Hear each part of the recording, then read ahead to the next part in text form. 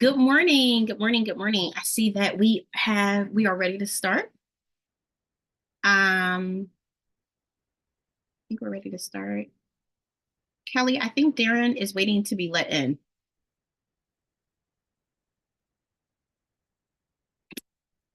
Make sure he's on.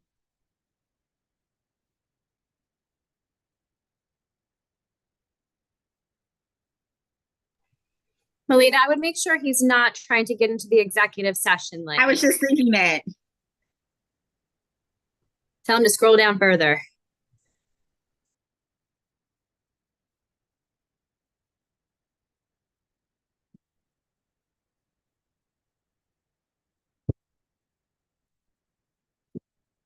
All right. Good morning. Darren should be joining us shortly, so we'll just kind of get started with our pleasantries. Welcome to the March meeting for PSTEB. We are going to officially start our meeting at 9:36. Good morning, everyone. Good morning. Good morning. All right. Checking on my co-chair to make sure he got in. We'll just go ahead and get started. All right. Did he switch over yet, Kelly? Because I can't tell. No. I'll reach out to him. Okay, thank you. All right, so we do have some public comment today. Welcome, everybody. Hopefully it is spring where you are here. You never know what season you're going to be in with the month of March. You don't know if it's going to be winter or spring or fall, but feels like spring today. I do know we have two people here for public comment. Two testimonies for public comment. Yes. Dr. Marinac, did you want to start? Mm-hmm. Actually, Kelly, if you don't mind, can we have Dr. Brown-Hobbs start? Absolutely. Dr. Brown-Hobbs, you have Good 3 morning. minutes. All right, thank you for the opportunity. Preparing pre-service teachers is a complex process which includes providing candidates with opportunities to learn and implement knowledge, skills, and dispositions aligned to the teaching profession. Both national educator accrediting agencies, the Association for Advancing Quality in Educator Preparation, AQUIP, and the Council for the Accreditation of Educator Preparation, CAPE, include standards that require teacher preparation programs to show evidence that candidates possess the appropriate knowledge, skills, and dispositions of the profession. During the time that teachers are developing these essential pieces of knowledge, skills, and dispositions, it is important that they have multiple opportunities to reflect and obtain feedback. Wilcox and Lemke note pre-service teachers must have easy access and retrieval of feedback. Neither performance assessment product, ED-TPA or PPAT, allows those mentoring teacher candidates to provide direct feedback during the performance process. Both policy manuals prevent mentors and supervisors that are supporting candidates to provide feedback directly related to the candidate's work, which is occurring during the internship experience when candidates are supposed to be learning and connecting their classroom experiences to their learning. Prohibiting feedback is contrary to the reflective, recursive, and highly collaborative nature of performance assessment. Thus, during this critical time of teacher development, the tasks of performance assessments prohibit mentors and supervisors to directly support teacher candidates. Sheeler notes that pre-service teacher learning is optimized when they receive systematic instruction, have multiple practice opportunities, and receive feedback that is immediate, positive, corrective, and specific. Furthermore, the PPAT manual states that instructors and mentors should never engage in correcting task responses. This means that when candidates are learning, if they are making decisions or choices that are not in the best interest of learners during the performance, then a mentor or supervisor could not directly advise them. When those supporting a pre-service teacher's development are not permitted to respond to candidates' writing in any way, then coaching becomes more a process of reviewing directions of the product and ensuring that candidates are informed of timelines. In order to prepare for this performance assessment, Many schools do a back mapping of the product-driven process into lower-level teacher education courses, which will ultimately prove problematic. Research has shown that such a subtractive process results in the elimination of critical content and a reduction in authentic teaching.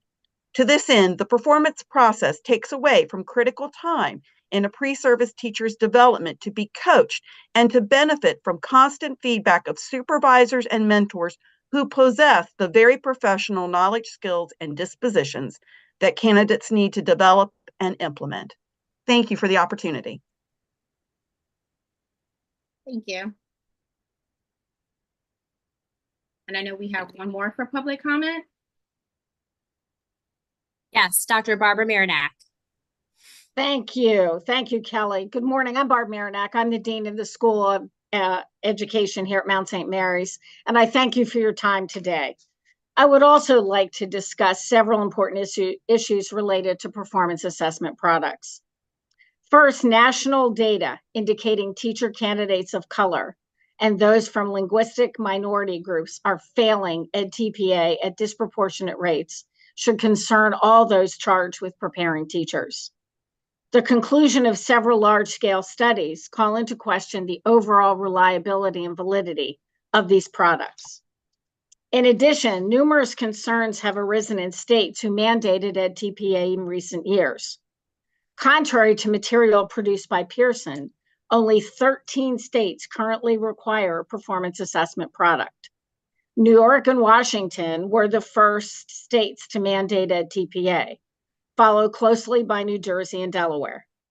Recognizing the enormously detrimental impact on teacher recruitment and retention, as well as a lack of predictive validity, all these states have repealed the mandate in favor of multiple options that include a locally created and validated performance assessment process. In fact, many states are scrambling to offer an alternative assessment to conditional candidates who failed or repeatedly failed EdTPA and are leaving the profession. Likewise, states with highly ranked teacher preparation programs, such as Massachusetts and Rhode Island, have either never implemented or discontinued the use of performance assessment products. As Dr. Brown-Hobbs said, please know we believe it is critical to separate performance assessment process from performance assessment products. Performance assessment as a process does reflect what teachers do every day. Plan, teach, assess, reflect, and receive feedback. The process is critical to the overall preparation of teacher candidates. Without a performance-based assessment process, teacher candidates have not engaged in rigorous data-informed instruction and reflection. A collaborative classroom-based assessment process will support beginning teachers in their journey toward resilience and retention. At this point, based on the memo to the State Board of Education on December 5th, 2023, from the interim superintendent of schools, a portfolio-based performance assessment approved by the State Board of Education will be required on July 1st, 2025. We respectfully request that PSTEB take or support action empowering each dean in consultation with their faculty to select the performance assessment, process, or product that best meets the needs of their program and teacher candidates. Thank you for your consideration. Thank you. So we're now going to move on to our state board update. Mr. Hands has joined us. It looks like he is on the call.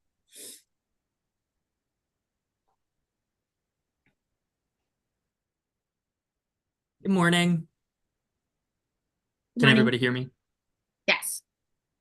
Okay. Good morning, Chair Kitchen and members of PSTEB. Zach Hans with the State Board, just here to provide a brief update on the State Board's February 27th meeting. This past meeting was a little bit unique as we had a joint meeting with the Blueprint Accountability and Implementation Board for the first half of the day. both boards came together to discuss CCR support pathways and next steps following the adoption of the recently adopted CCR standard by the state board, aligning goals and metrics between the AIB and the state board, as well as receiving a presentation from the National Board for Professional Teaching Standards. The afternoon portion of the meeting, the state board voted to adopt revised early learning standards, previously been guidelines. Those are available on the state board docs website if you have any interest in taking a closer look at what the board adopted. The state board also voted to adopt the regenerated praxis subject assessment for special education, and voted to adopt the pre-K sliding scale for families with incomes between 301% and 600% of the federal poverty level, or tier 2 as it is required in the blueprint for Maryland's future.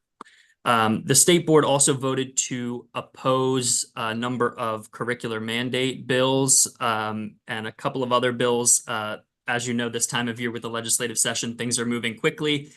So we're working very closely with members of the General Assembly and other stakeholders on amendments to various pieces of legislation. So those things are kind of in flux at the moment. So that's a pretty tight summary of what the board did in February, but I'd be happy to answer any questions that you have. Absolutely. Were there any questions, anything that we wanted, because Zach gave us an overview, anything that you wanted to know more in detail as it pertains to PSTEB? You can probably just come off of mute virtually because I might miss your hand. I had a question. Are there any updates about the blueprint of education? Any updates or changes? So one of the major changes was the adoption of the college and career readiness standard, which the board talked at what the next steps would look like following that adoption in January. So that was a pretty significant change. Also, the adoption of the pre-K sliding scale was a requirement of the blueprint, and that was a significant step that the state board took at their last meeting. So from the February meeting, that was two of the more significant items. Okay, thank you. Thank you. Dr. Gartland, I think I saw a hand wave, I think. Yes, thanks. I was just taking note of that. The two things, Zach. Thank you. Did we get, I'm just going through the emails, some of the emails. Did we get a written update or not this month? I do have one, and I may have failed to provide that to Kelly, so I'll be sure to do that. Thanks. Thank you. My coffee hasn't kicked in and you spoke fast for me, your report, but thank you for being No here. problem, and neither has mine, so it's probably why she doesn't have it. Thanks. So as soon as he gets that over to Kelly, we'll definitely get the written copy of everything. Any other questions or anything we want details on from the state board update? Melita, do you want me to just take a moment because it is relevant to a lot of individuals on this call to talk about the new praxis assessment the board adopted? Yes, because I was going to ask about that, but I didn't want to, I want to see if anyone else did that. Yes, I did want to talk about the praxis assessment because we've talked a lot about the praxis assessment and just clarity and a little bit of historical reference. That would be great, Kelly. Sure. So to give you a little historical reference, as you may or may not know, Maryland has utilized the praxis battery of assessments for decades. And for our licensure assessment requirements, we utilize all of their subject assessments. So the content, if you're a biology major and biology ed major, you're going to take the biology content praxis assessment. We also utilize their core battery, which is a basic skills battery. So that's looking at your ability to your proficiency with basic literacy skills, reading, writing, and math skills. We also utilize their PPAT, their performance assessment, which is which you can consider like the sister assessment of the EdTPA. EdTPA is the Pearson product, and PBAT is an ETS product. So we use all of those assessments through the Praxis battery. And during the State Board of Education meeting this past month, we asked the State Board to adopt a revised version of the special education Praxis subject assessment. I know I say subject and special ed isn't a subject, but it is the first type of assessment that I just talked about. So this has been a long time coming. The previous version we have used for well over a decade.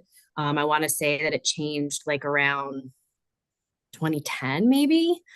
We had been, everybody had been waiting for the CEC, the Council for Exceptional Children standards to be revised. They were published in 2020.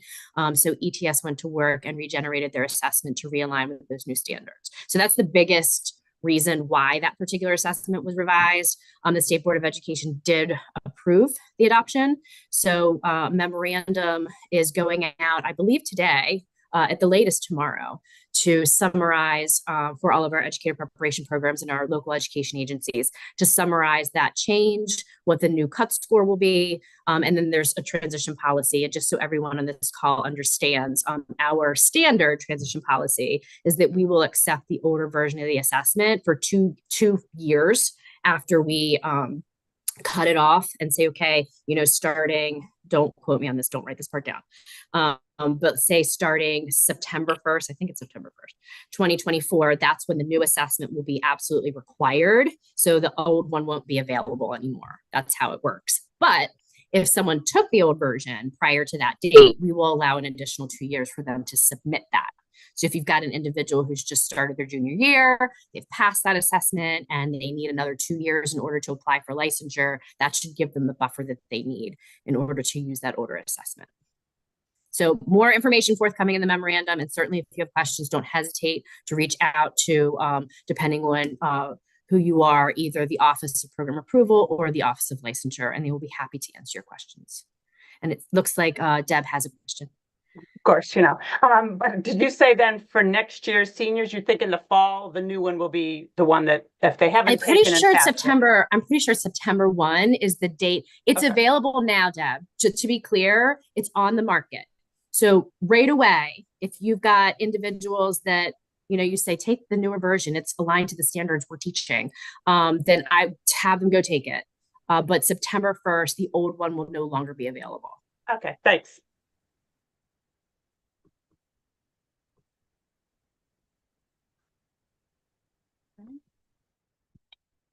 Any other questions with that?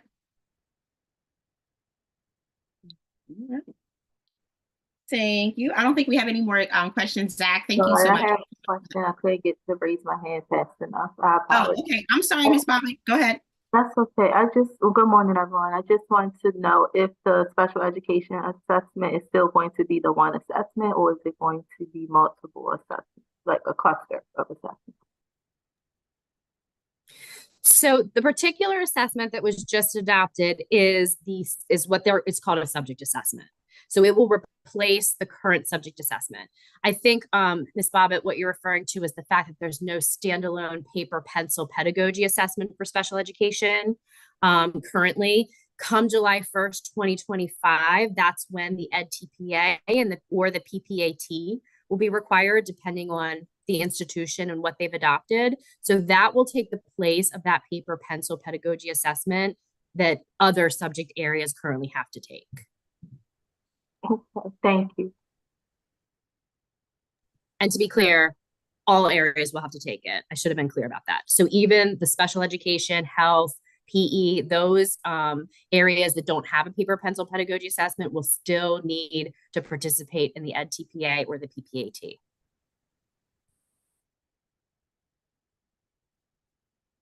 And if my memory serves me correctly, when we're virtual, we do have to read what's in the chat, correct, Kelly, Sean?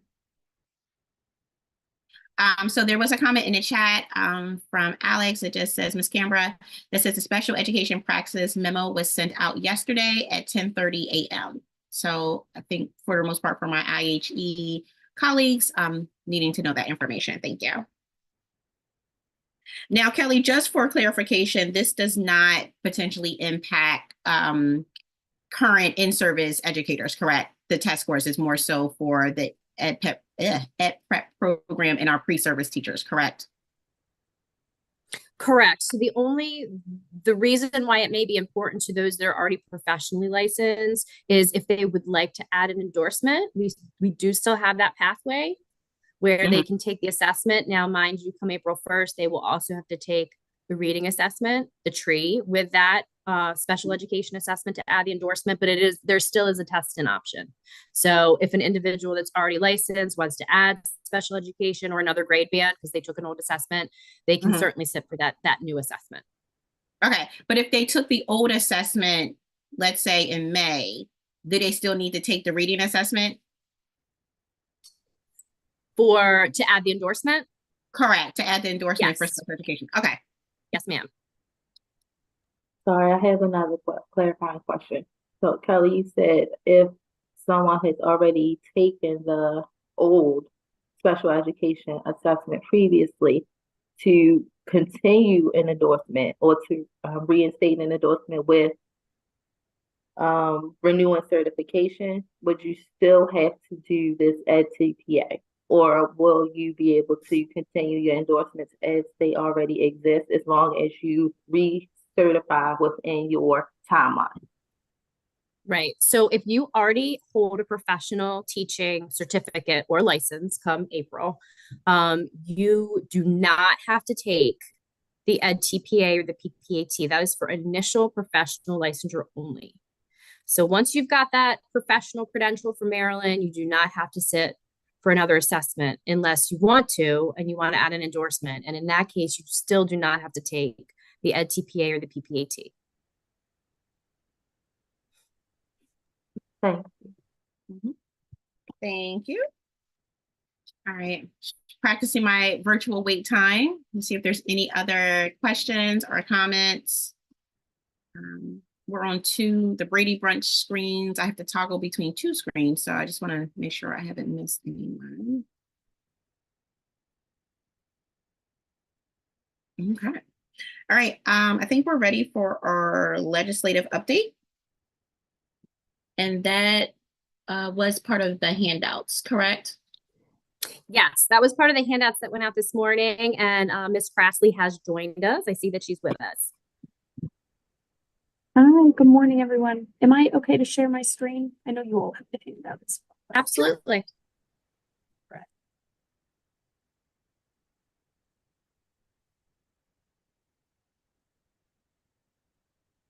All right, so I wanted to follow up on a few pieces of legislation that we had discussed that have had some movement and some updates last meeting. And then I believe there's 3 new pieces of legislation that have been introduced since then that were on our radar and we wanted to put on your radar as well. Just like last time, of course, there's a brief description.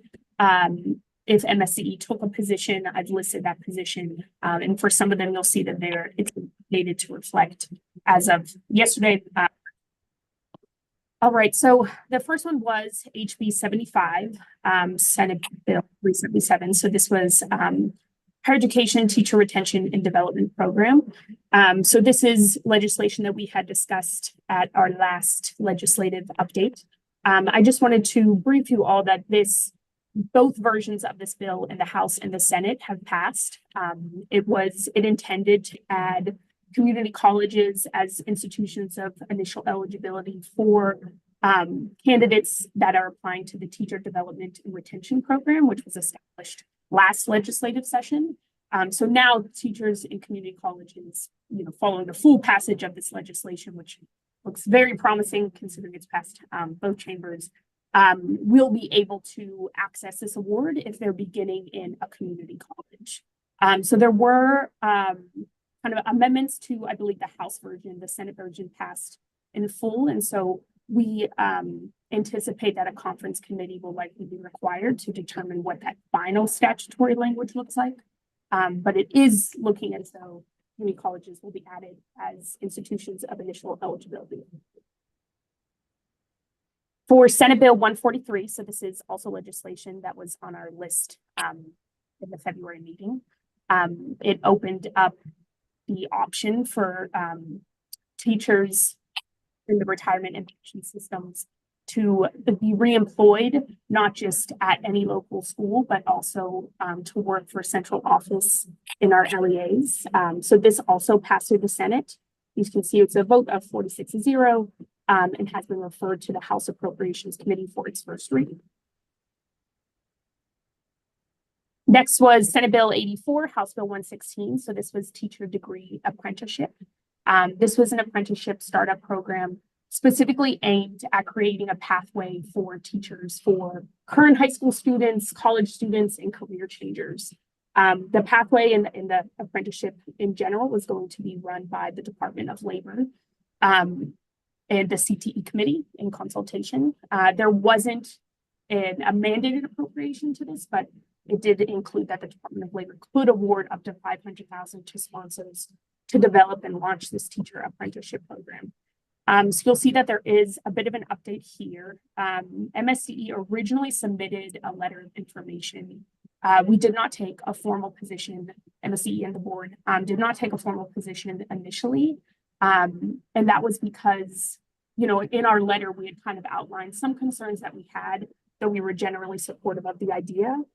There wasn't specified involvement or oversight of MSTE in creating this teacher pathway, which, you know, we want to make sure that any apprenticeship program designed in this area aligns with the regulations and the statute already surrounding teacher certification and induction and what have you, all that good stuff. So we have worked with the sponsor on this legislation, and we offered some amendments to make sure that there was mandated coordination with the department, and also to make some adjustments around the language related to the CTE committee, and that more so had to do with Perkins and making sure that the way the law discussed Perkins funding in our CTE platform aligned with the federal requirements. So because of these amendments and this work with the sponsor, we were able to shift earlier this week to a position of support with amendments, and we revised our testimony accordingly. And then I did see, let me make sure I wasn't missing anything in the chat. All right. Can we pause right there? Because, you know, we have quite a few. Were there any questions about, what is that, the first three? Any questions or clarification for the first three? Because she's sharing her screen, just please come off of mute.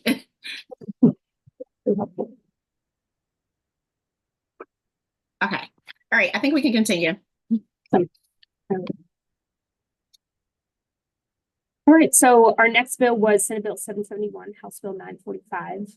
This one outlined some changes to initial teacher certification.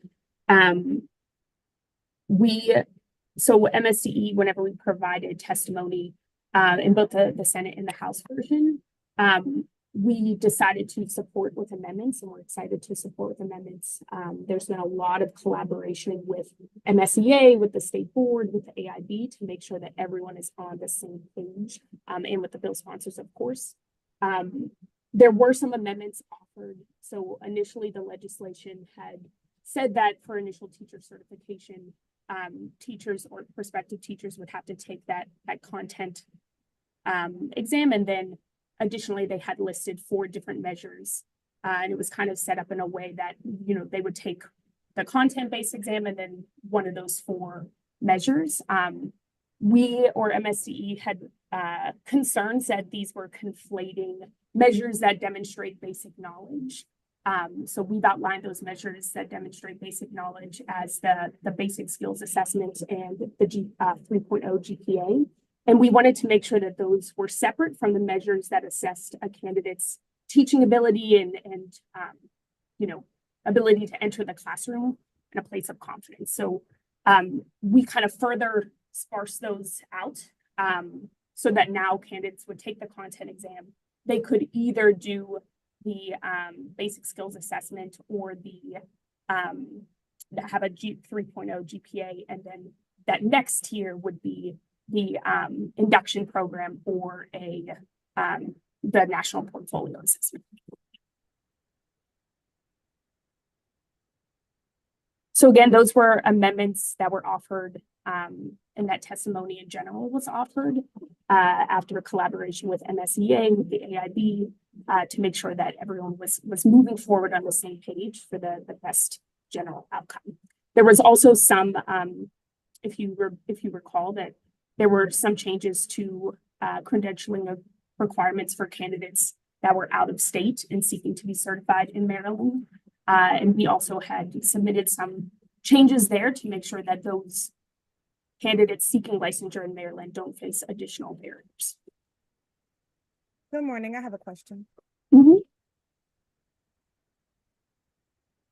you're on, Dr. Shockley. Or is it? Okay, there you go. Can you scroll back up a Yep. little bit? Thank you.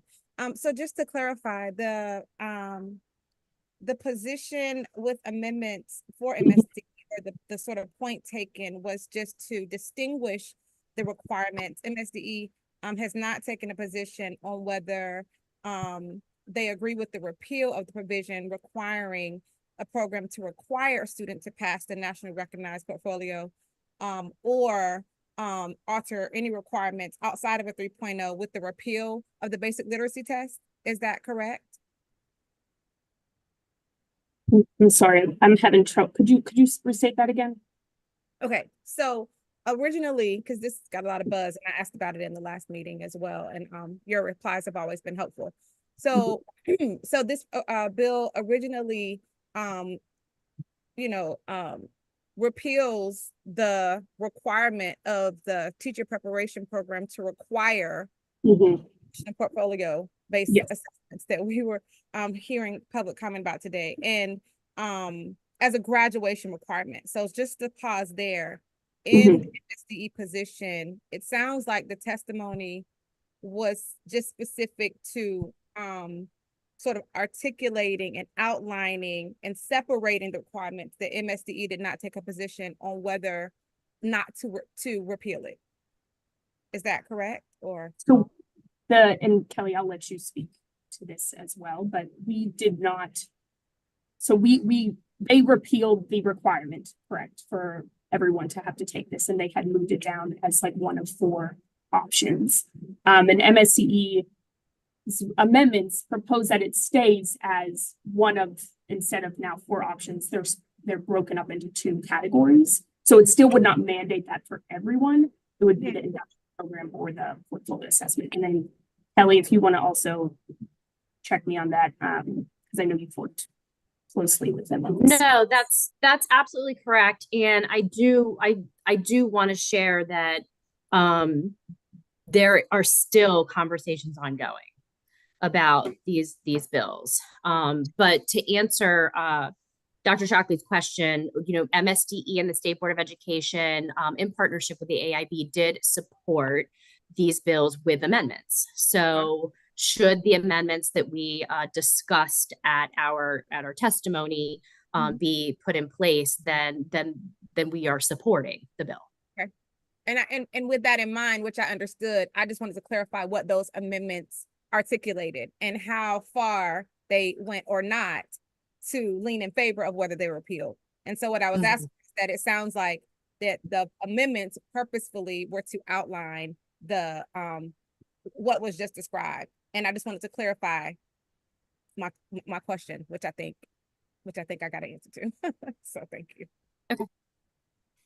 Yes. And before we move forward, just to also clarify that what this bill was doing, so another clarifying question or comment is that this removes the portfolio-based assessment for graduation. It does not remove it for licensure. So, right? Yes, correct. Right. But it also, but you still need to have it. You still need to have the portfolio-based assessment for initial licensure, correct? It's just that if you are at one of the IUGs here in the state of Maryland, that this is to remove that. So a candidate or student, I should say, can graduate without doing this portfolio-based assessment, but in order to obtain licensure, they need to have a portfolio-based assessment. Am I understanding that correctly? You do, but there's an important addition, which is that it allows for multiple measures to meet that, let's call it the standard of demonstrating teaching ability, right? Okay. So you can either take the EdTPA or the PPAT, or what we had discussed during the testimony, and we did provide a chart at that point in time to the bill sponsor and the committee, is that you could look at the induction period if that individual happens to be conditionally licensed while they're being prepared. And if that induction period meets certain criteria, including a portfolio that is on par with something like an EdTPA or PPAT, that would be a means of earning the licensure through that pathway. Just to add a little bit, one reason that I had asked so much about this before, we follow the bills. What my detailed question was about, there are institutions that have linked this to graduation, and so it would be of interest to know where we land. So thank you for that conversation. We'll continue to follow. And so just as a follow-up, if you can't see my hand, Melita, so these bills have been introduced but not voted on yet. Is that correct? Yes, initial teacher certification. So some of them have, and I've indicated in the handout, the ones that have passed either the House or the Senate. Initial teacher certification has not moved beyond its initial chambers yet. Thank you. Okay. Thank you. I think we're ready for the next one. Right. So next one was Senate Bill 937, House Bill 1157. This was the Grow Your Own Educators Grant Program. It was a startup grant program that would be administered by MSDE. It had a $5 million appropriation, and it's designed to assist current education support professionals in pursuing that official, teacher licensure pathway, and to help get them into the classroom in the capacity of a teacher. So it provides a lot of financial support to candidates to that end. So whenever we had discussed this one, I believe, yes, last meeting. And so since then, MSDE did support with amendments and provided testimony whenever this bill came for its initial hearing in both the House and the Senate. In our testimony, which of course is also available, someone else had mentioned that in the chat, but that's available online if you're interested in watching. So we, of course, supported this legislation and its aims.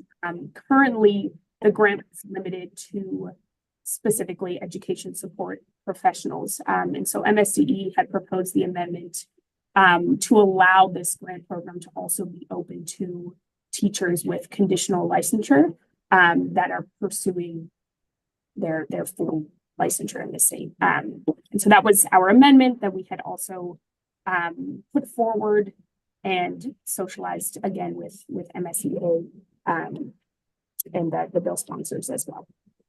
So again, it's subject to change, and this one has not exited either chamber or crossed over yet. So we will continue to follow it closely. If there are any questions on that one before we the next.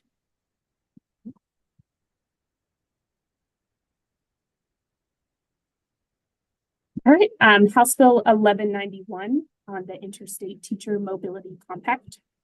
So this bill would adopt the specific model language that would allow Maryland to be the 11th state in the Interstate Teacher Mobility Compact. I've listed all those current members in that synopsis for your reference as well. So MSCE supported this legislation as a way to open the teacher pipeline and still maintain high standards, but to also welcome in teachers from these states that also have interstate teacher mobility compact.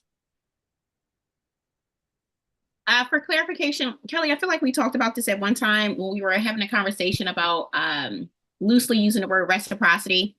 Is this where this is linked to? It is. It is. If we were to join the compact, it would be in a nutshell, providing reciprocity on both sides for any member state.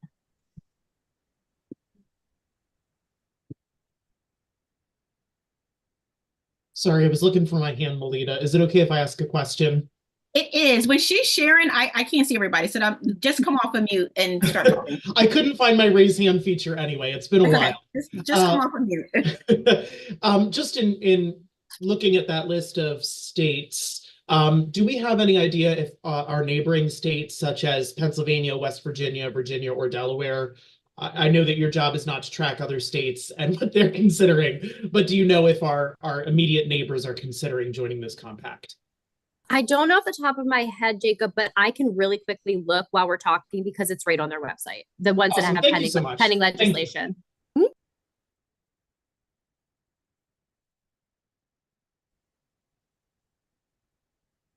Oh, we can come back also. Does somebody else have a question? I'm sorry. Or is that? Hello? Anyone else have a question? Hello?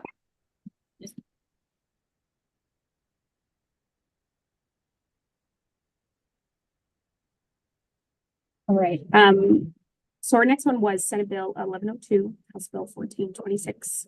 So this was a blueprint bill that was submitted on behalf of the AIB, or submitted, developed by the AIB, and submitted by the Senate President and the chair of the Ways and Means Committee.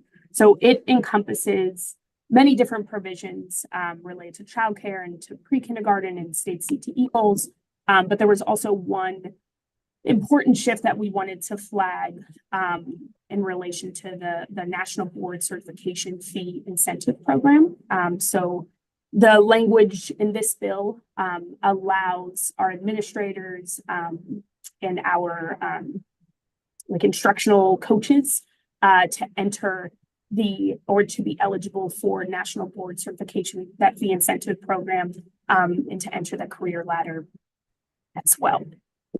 So MSDE worked with the AIB and were aligned in this position. So we also supported the legislation in both the Senate and the House.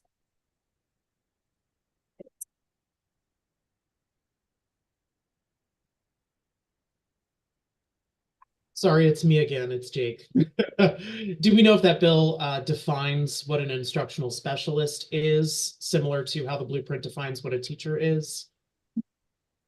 So from what I recall, it had listed instructional specialist as part of the definition of administrator. I don't know if it is otherwise defined in the law. I know there was conversation internally about who that would include. Kelly, do you have a better sense of this? No, that's my memory as well, is that there is not that there will need to be an interpretation. Thank you. And I want to ask another question about this. So does this include it says the fees to pay for the program or for the certification, but does it also talk about the salary increase? Will they additionally get the salary increase, or is that going to stay at the 50 or 60% teaching requirement? The latter, Sandy. Okay. Thank you.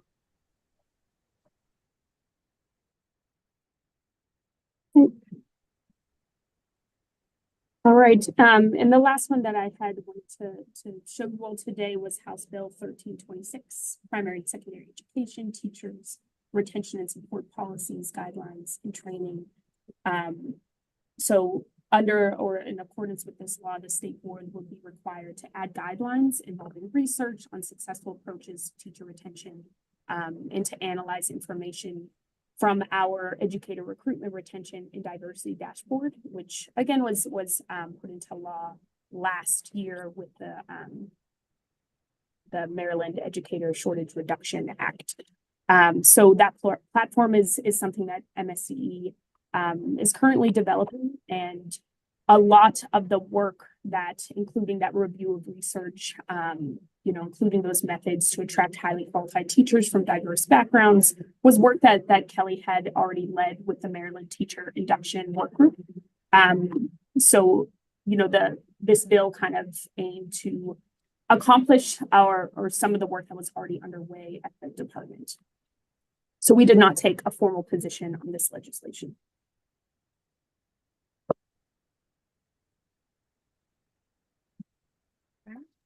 And that is all. Thank you. Oops. All right, now that everyone is back, any questions or concerns or anything we want to talk about with this before she goes? Dr. Shockley, you moved. Okay, Dr. Shockley, yes. Yes. When we are receiving legislative updates, are they within a certain date window? I would imagine potentially they just come after something is gone through both chambers or MSDE has taken a position. And I only ask because I'm really interested about the Credit for All Language Learning Act. And so we'll probably learn about it more in the next meeting, but I just wondered if there was like just a window for updates. Yeah, I can definitely add that to our future updates as well if there's specific legislation. Okay. Thank you so much. This is always so helpful. Thank you. Karen Yoho. Sorry, I did raise my hand, but I know you can't see it probably. I had put in the chat if mga.leg or mgaleg.maryland.gov is, if you don't know about it, all these questions, you can follow it. I've been pulling up. MABE also has on their website links, all the bills we're following and links to them. So I could really easily, and I was really glad to see we were very much in sync with what MSDE has put on, or what the state board has, MSDE has, the support or, not support, no position, very much in line with the same positions. But you can follow, and crossover date is March 18th. And so at that point, bills that haven't crossed over to the other house will be sent to the Rules Committee and probably won't be heard from this year. So just a little update, but I highly recommend mgaleg.maryland.gov, spell out Maryland. Thank you for that. Dr. Shockley? Yes, sorry, one more question. And it's actually for Karen. Karen, do you know when the next monitor is going to come out with the? No, I was just looking for that because the January one is out. Yes. Okay. So it should be soon. They're pretty quick about getting it out. Okay, thank you. Any other questions, concerns, comments in terms of the legislative update? No. Thank you, Laurel. Thank you for that update. Of course. Appreciate it. Thanks so.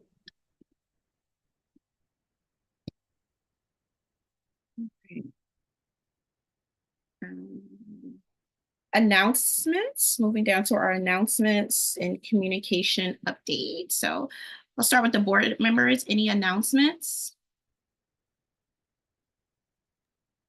Yes. Yeah, go ahead, Dr. Shockley. I just want to say that yesterday was Giving Day at the University of Maryland, and the College of Education, students, faculty, and staff raised more money than any other college for students. And I just think it's important because we're the College of Education. And, we have those other colleges that, there are more people and their salaries are higher. So I'm just really proud that a College of Education was able to outdo our, our colleagues. So I just thought it would be fun for this group as we are all in education. So thank you for enduring me with that announcement. Other announcements? Yep. Kelly? Thank you. I just really quickly wanted to remind everyone that the deadline for filling out your ethics disclosure as a board member is fast approaching. I know because I still haven't done mine yet. It's April 1st. So this is just my monthly reminder to get that done, please. Okay. Mr. Bolson? I just wanted to share something that's going on locally in Harford County. I had the chance to visit Roy Williams Elementary School, which is a school that we started building we're calling it a model school program, where we have a cohort of aspiring teachers from Toon Center, Towson University, Northeastern Maryland, who we've kind of reworked the model for teacher prep. And I think I'm very excited to see the work that's going on, how they're collaborating with the teachers, how they're working in groups. And so if this is something that maybe we can talk about later, it's just kind of an information piece for how, we could look differently at some of the local things going on. Now, this, of course, does have a university partner. It's not a local pathway. I know it's something we've talked a lot about here. But I do think it's a little different. We built the model based on some of the work I was doing in North Carolina with laboratory schools. And so I have a couple experts from there helping shape it. And I'm pretty excited about the work. And it was great to see it in place. So I can talk more about it. What was the name of the school again? I didn't catch that. Roy Williams Elementary School. It's in Aberdeen. And they started working on this, looking at a lot of different things about educator preparation, and we've had a great partnership with Toon on this, and it's something that I think I might be able to scale, using other university partnerships, doing them one program at a time in different schools. And so very excited to have this sort of start taking shape. It's been a couple of years in the works.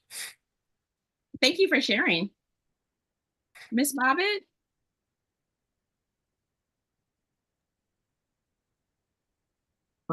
Congratulations to University of Maryland, Dr. Shockley. That is great news.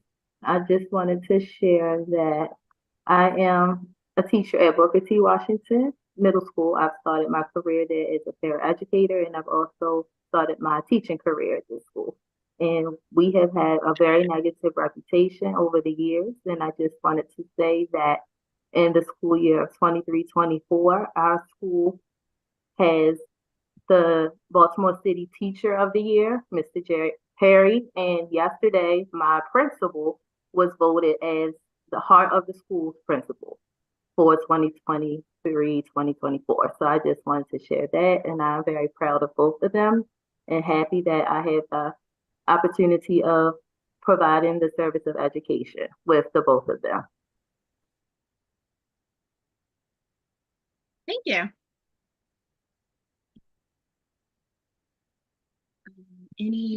Any others?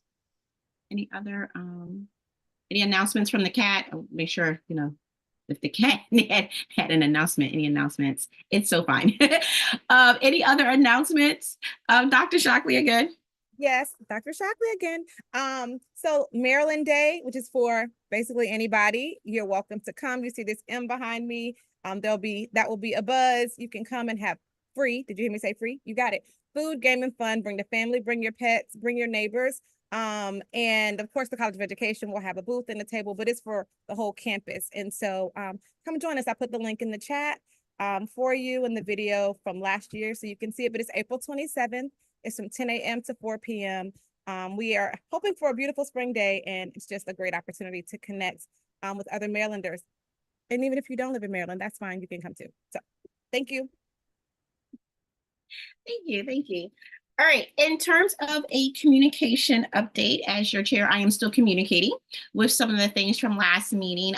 Some things stood out to me from the last meeting in terms of the portfolio-based assessment from different things that we heard before, different letters and things like that. So the chair has just been communicating and engaging in some informal conversations with things.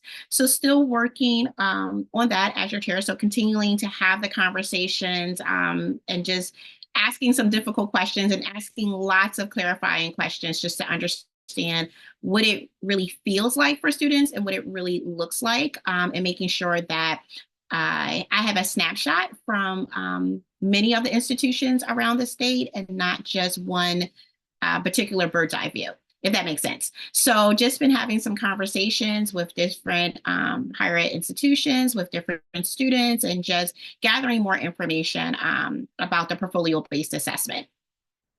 I always invite my co-chair, Darren, do you have anything that you would like to update on in terms of communication? Nope, I think you did that well. Great summary. Thank you. Ms. Yoho? Thank you. I just wanted to say poor Laurel was probably saying, but I link those things. So in her document on the legislative updates, I put that in the chat. She does provide a link right to MGA leg to the bill. So that is done very nicely for you. I didn't realize I had the document pulled up. I didn't realize those were links, but the bill number was a link. So thank you, Laurel, for doing that. Thank you for highlighting that because I printed it out. And so I wouldn't have known that they were linked. I printed it all out so I could write over it and take notes and all that good stuff. All right. Thank you. All right. So a little bit of an update and possibly an agenda change. In terms of our presentation from the Teacher Collaborative Grant, they have a very set time that they can come to this presentation. So looking at the next item on our agenda, we have the approval for the February minutes, but also we'll take this time to set the agenda for our April meeting. And then we'll probably take a break because they will be ready exactly at 11. They cannot join us earlier. So just to be respectful for their presentation and time, we're going to adjust the agenda a bit and possibly take a break just so that they can, given their time constraints for their presentation. So please take a minute or so to review the February minutes. And then we'll kind of come back and see if there's any revisions or edits.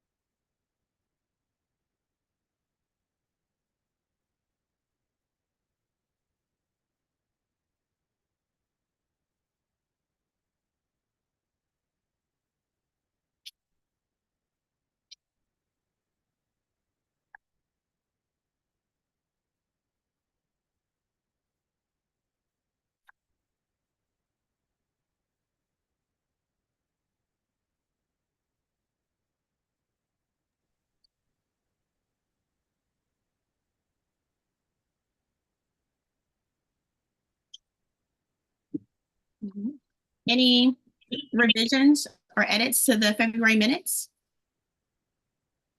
Dr. Shockley? Yes, just a minor edit. I actually use all three names. I know, it's not hyphenated. Just trying to get my dad in there. Ebony Terrell Shockley, thank you. No worries. I completely understand that. Any other edits or revisions?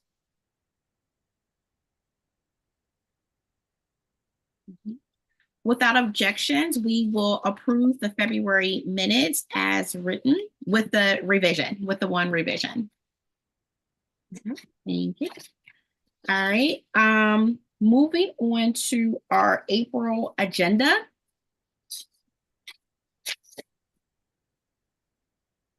So we would have our normal agenda items, our call to order, public comment, state board update, legislative updates, announcements, communication, and approval of our minutes. One thing that I wanted to add, and I don't know if I missed it because I'm always on, I'm coming right in with the school bus delay, is that, and Kelly, correct me if I was wrong, but I felt like at the last meeting, there were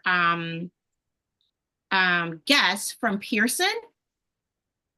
There were guests from Pearson, and I'm not sure if everyone knew that, or maybe I just missed it.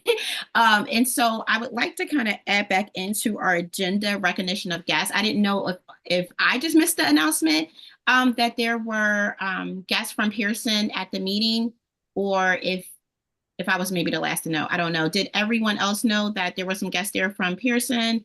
in the room and maybe I missed it just in the hustle and bustle of coming in. Yeah, I don't think we recognize them. Yeah, and so just given the nature of our conversation last meeting, just makes me wonder, you know, as a chair, if conversations were potentially censored or conversations were presented in a certain way because there were guest there's of the vendor who provides at TPA. Just curious, just a curious question. It doesn't have to be true or false or anything, but I'm not sure if as a board that we knew that that some of the guests that were in the room were from Pearson. So just a recognition of guests so that we have an idea of who's in the room. I can certainly add that on the agenda every month.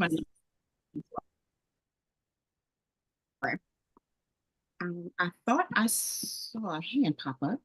I put it down. Other agenda items. So Kelly, we'll have our typical agenda. Was there anything else that we need to add to our I skipped a month. Our April agenda, sorry. Yes. So today we are fortunate enough to be joined by one of the two grantees that have completely completed the Teacher Collaborative Grant Program. April, the second of those, which is Morgan State and Baltimore State Public Schools, is also going to present. So I will add that to the April meeting. And then there were some things that we wanted to talk about this month, which we just don't have time for because of that presentation. So I will see, depending on how long the April presentation is, I will see if we can put that into the April agenda. If not, it may be pushed to May. I know that at least one of those things was a review of the federal law that requires certain reciprocity for military and their spouses as far as licensure is concerned. I would like to talk about that. So I know I had sent out a memo, I think in the February meeting, but I would like to have a discussion and really review that. So, and then there are some kind of to-dos for some changes to the regulations that I've been pushing to make room. So depending, could be April, could be May. Okay. Another thing, Kelly, in terms of our April meeting, will we be in person or virtual, or is it too early to know? So I will leave that up to you, Chair Kitchen. We had to go virtual this month because they're upgrading the Wi-Fi in the building, and so all of our staff is teleworking today and tomorrow. But that's not the case in April. So we have the room reserved, and we can certainly meet in person if that is the wish of the board, or we can move virtually. Either one is an option. Will we be in the normal room, or are we in the upstairs room with the square tables? So I think moving forward, we need to plan on being in the upstairs room. Okay. Unless we know well in advance that there are individuals that are not going to be joining us, because I don't think we can fit comfortably around the dais. Okay.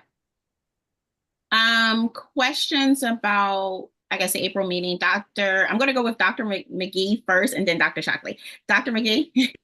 My hand was actually up second. Sorry. I just wanted to ask Kelly, you had commented, I think it was last month, that your team's working on presentations, breakdown specific to higher ed. I mean, you can imagine, I know people are probably driving you crazy. My colleagues are bugging me to death about the 180 days, and just wondering when your team might be joining us on the agenda. Let me speak with them. Definitely not April, because I know we won't have enough time. Okay. Simply because of the other presentation that we've already confirmed. But I don't know why it can't be May. But I think it would be helpful, given the little bit of context you just shared, for us to have kind of some questions in advance to make sure that we're tackling what you want us to tackle. Because spoiler alert, we're not going to tell you how to do the 180 days. Right. So, and I'm good with that. And I keep trying to explain that y'all provide alternatives. You don't want us to, I promise. You don't want us to dictate how that's done. Let us be So flexible. with that, Kelly, in terms of what she said, and for the other IHE stakeholders here, let me know if this works. So could we say that in our April meeting, when we do communication and announcements as a board, would this be a time that we can maybe record some potential questions that they have, so that if it is made, that your team would kind of have those questions or concerns that, you know, in terms of having them ahead of time to be able to, you know, like, oh, they had this question, or if there's a trend with the questions, just as board members, is that something we could put in thinking about our announcements, communication time as a board, that would be a time that they could share the questions or concerns? I see no issue with that. And we're always like, don't feel like you're limited to that. You know, if you want to shoot us, you shoot me an email with some questions whenever, after that meeting, before that meeting. I don't want to limit it to that. But certainly if you want to have a discussion publicly about the questions that may be coming, I don't see any reason why we can't do that. If I may just finish on that too, Alex had sent the survey, and I know that our team actually sat collectively as a group, and we did respond, and there were a lot of things in there that we said specifically that we were very concerned about, like how should we approach, what's your suggestion? And I think it's just the panic of, with it launching in April and you have students already in the pipeline. It was really helpful today when you said, like, for example, if you're a junior and you've already taken and you've passed those praxis exams, you're going to be able to clear that gate, no worries, with the old exam, because you passed it in this window and you're a junior, and that's okay.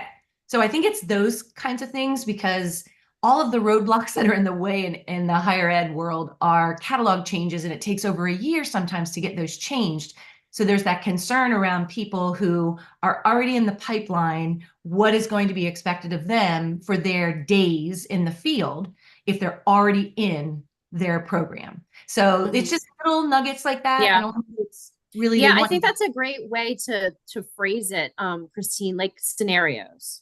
Right. You know, like if you want to send us some scenarios, I think that would be really helpful, and we can build in some technical assistance around those scenarios. All right, I will, if I'm given that permission to like kind of take that back to my group, and I will formulate all the little scenario questions, and I'll be the only one to push them out. Like you don't need 25,000 people emailing you. So I will like herd the cats and say, I got you. Send me your scenario. So thank you. That's great. I appreciate it. Thank you. Dr. Shockley? Yes. So I'm a little,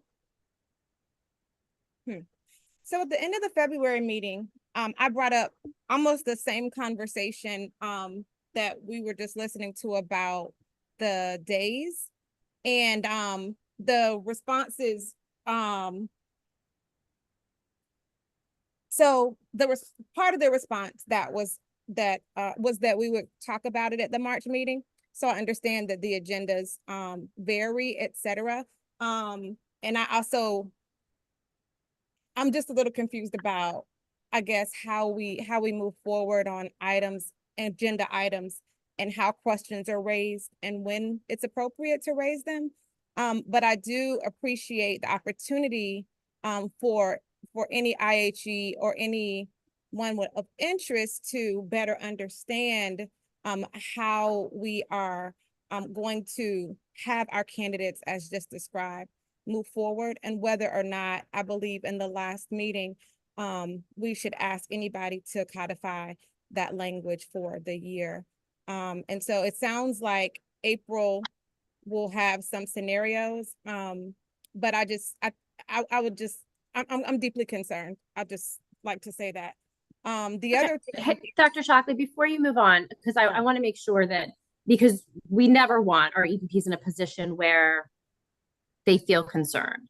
So I don't want you to wait for a PSTEB meeting. If you have specific questions that should be directed to your coordinator, like, I don't want you to wait.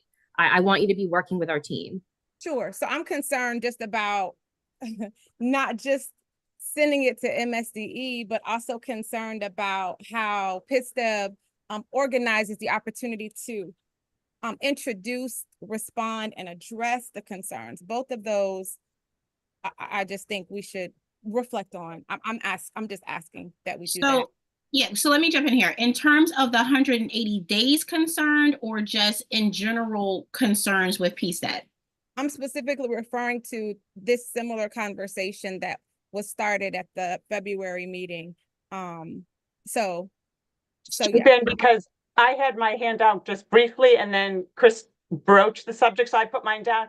But I think as we left it, when Ebony started talking about this towards the end of the meeting, I thought our decision was that you had given us homework, Melita, to go back to our groups and bring it back today. So I don't see Keisha here, but she was the one who was taking a little lead, but Ebony's on the MACT board too, so she might have talked to it. So we went back to MACT and said, here's our homework for the March PSTEB meeting. And that's why I was a little surprised when I looked at the agenda today that it wasn't on it. So I think maybe that's what Ebony might be referring to too.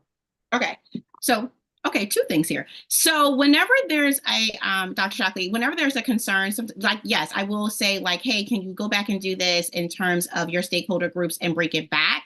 But, and Kelly was right, you don't have to wait in between meetings to bring anything back. You can always email Kelly with something specific like that. Often, when it's brought back to the meeting officially, there's an official record of what was said, what happened in some of our decisions, but you can always reach out to Kelly about different things or different concerns or issues. In terms of something not being on the an agenda, and we said it was going to be an agenda item, if we have overlooked that, please by all means send us an email and say that we had this because we could have overlooked that. I didn't have that down as an agenda item. It was something that I think we had down that we could talk about it, but it wasn't on the agenda, so it could have been an oversight. But if we have it, we have time, we can actually talk about it. In terms of the agenda, if we put it on the April agenda, Kelly, we need to extend the meeting if it's going to go on the April agenda. That's not to say it can't go on the April agenda. We just have to extend the meeting past 12:30 if we're going to put that on the agenda. Or we can make it a priority, and you and I can look at, because the agenda, as you know, is under your purview. So we could look at it and say, okay, let's make this a priority and see if we have to extend the meeting to get the other priorities in and kind of rank those priorities. It's totally up to you and the board if you want to extend the meeting. I think we have time for an agenda item in addition to the presentation, but I don't know if we have time for two. Correct. So, Mr. Bolson, is your question or comment surrounding what we're discussing, or is it something totally different? No, it's related. Okay. So I had the question in the chat about when this starts, and I guess I just wanted to kind of take this to a slightly higher level because do we have kind of a list of the things PSTEB is going to have to confront related to the blueprint like this? Because this conversation is sort of symptomatic of what the superintendents have been struggling with. So this is more something that's going to land heavily on IHEs, and I understand that. There's obviously an impact on the schools as well who are partnering with them. But at the same time, we have certain to-do items that are rolling out in the blueprint. And I think from the school system side, I have great empathy for what the folks from IHEs are asking today, because many times we've been not quick enough getting to these conversations to get to the answers, so that by the time something has to be implemented, we've had the chance to really go back and do all the vetting and give the feedback and those kinds of things. And, and so this isn't, I'm not really assigning any blame, because we're, it's 100 miles an hour we're doing between the blueprint, the legislative session, and the changes going on at MSDE. But as a group from PSTEB, do we have like a sense of what are the deliverables for the blueprint that we need to do over the next 8 years? Do we know when they're due? We have the timelines, they're written into the blueprint. At least they haven't, until they get changed. But can we back map, like this decision about 108? So this is the thing with PSTEB. When you come onto this board, sometimes we're in the middle and things like that. The initial part of this conversation happened when it initially came out that they were changing what those days were going to look like, and then 100 days to 180 days. So the conversation was started there. And so for, and I know Dr. McGee can speak to that, because they're like the concerns and things like that when it initially came out, and then it was just like, okay, I don't want to say we tabled it, but it was just like, okay, let's pause for a minute because other priorities come in, and I know Kelly's going to jump in. And so things kind of get shifted around depending on what we have to deal with first. So we can have a priority list, but then something will bump up and it's like, we need to discuss this right now. But the concerns with the 100 days to 180 days to the school year, we definitely had that conversation, but now the conversation is coming back because now there's a sense of urgency because it is here in terms of the implementation. But I'll let Kelly jump in with that. No, I think that's exactly right. We've been talking about this since 2020. Probably prior, because we saw it coming with the 19 interim report. And I want to, absolutely, we should be continuing to have these discussions because we've got the right people at this particular virtual table to talk about the lens of, how LEAs are approaching, how the unions are approaching, how our EPPs are approaching, how the boards of education are approaching these requirements like the 180 days. But I also want to be clear and caution this group that this probably isn't the appropriate venue to hash things out because it's the law. So we can certainly use this as a forum, and I think we should, to talk about like what are individual entities doing, what's successful, what's raising challenges, so we can learn from each other. We don't have to keep that within this forum. We can do that outside of this forum. So we shouldn't have to wait for a meeting. Shouldn't have to wait for a May meeting or an April meeting or a June meeting. We need to be talking about these things all the time. So as MSDE, as a facilitator, if you want our office to assist with the facilitation of those conversations, that's what we're here for. That's what we're absolutely here for. And so please don't feel like you have to wait for a professional standards board meeting to have those discussions.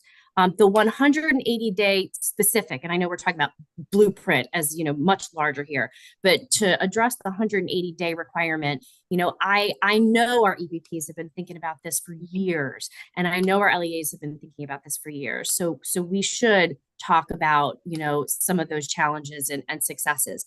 The law is the law. So it's going to go into effect July 1st, 2025. And I would be lying if I sat here and told you that MSDE is going to be able to tell you how to implement, because it's going to look different, I think, for every EPP, and it's going to look different for every LEA. So I just want to caution you. I don't want you to think we're going to get to this April meeting and we're going to walk out the door with all the answers, because it's not that type of situation. Thank you. Darren? Well, I appreciate everything that's being said. I think our job as a board obviously is regulatory, and we wanted to make sure we were never too specific in trying to tell people what to do, because there are obvious parallels or perils with doing something like that. So I appreciate that. I think as time goes by, if there are issues with implementation based on the COMAR that we've helped design, then we can go back and see if there's any way we can provide relief or make the process better by adjusting that. And I think that's the role largely that we play. But I certainly agree with Kelly. Yes, it'll be individual people who kind of work on this. And if there are things where it's written in a way that could be improved, then we come back and we see if we can improve that. Kelly, what I was wondering though, and this might be a half-baked idea, but I think it was like last year, maybe even year before last, we had a gallery walkthrough as to where we are in education programs, recruitment, and so forth. You gave an excellent PowerPoint that has been used multiple times, showing where different programs are and so forth, recruitment, how we're handling these things. We went to stations around the wall and so forth, and that was so informative. And I think as time goes by, I'm just wondering if something like that might be something that would kind of produce what people are looking for here, a snapshot of what's going on, where we think potential questions might be, and then we can go from there and sort of think about, well, is there anything we can do with regulation and COMAR that can address concerns and help make a better product? Does that make sense? Yeah, no, it totally makes sense to me. And so, and I'll call this like loosely like the supply and demand data report type thing. It is on our radar to have an updated version in May But I would think it would probably hit the June Professional Standards Board meeting.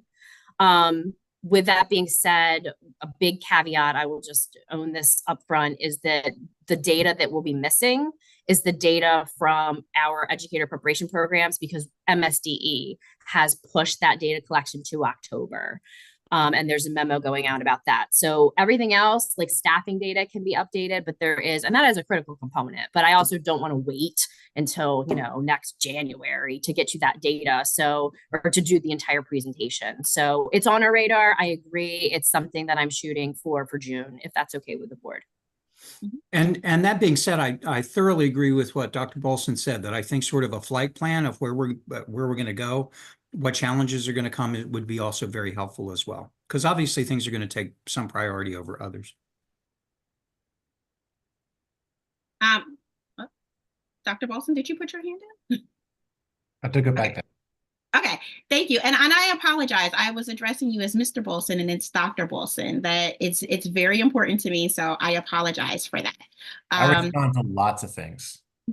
Well, no, that's important to me. You worked hard to get that title, and I always want to acknowledge and respect that. Dr. McGee? Yes, thank you. Kelly, I was trying to type this in the text or in the chat. It's just too long. So here's, I think, what might help. And Deb, maybe you can clarify too.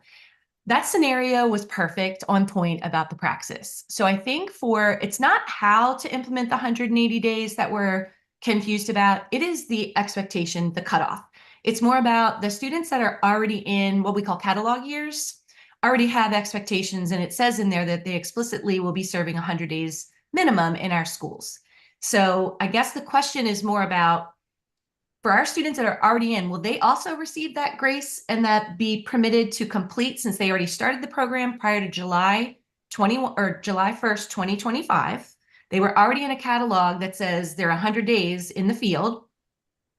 Will the students who come into a catalog year after July 1st, 2025, that's the students that we're going to need to make sure in our catalog say the expectation for internship is 180 days. I think that's the piece that everyone in my world is hung up on.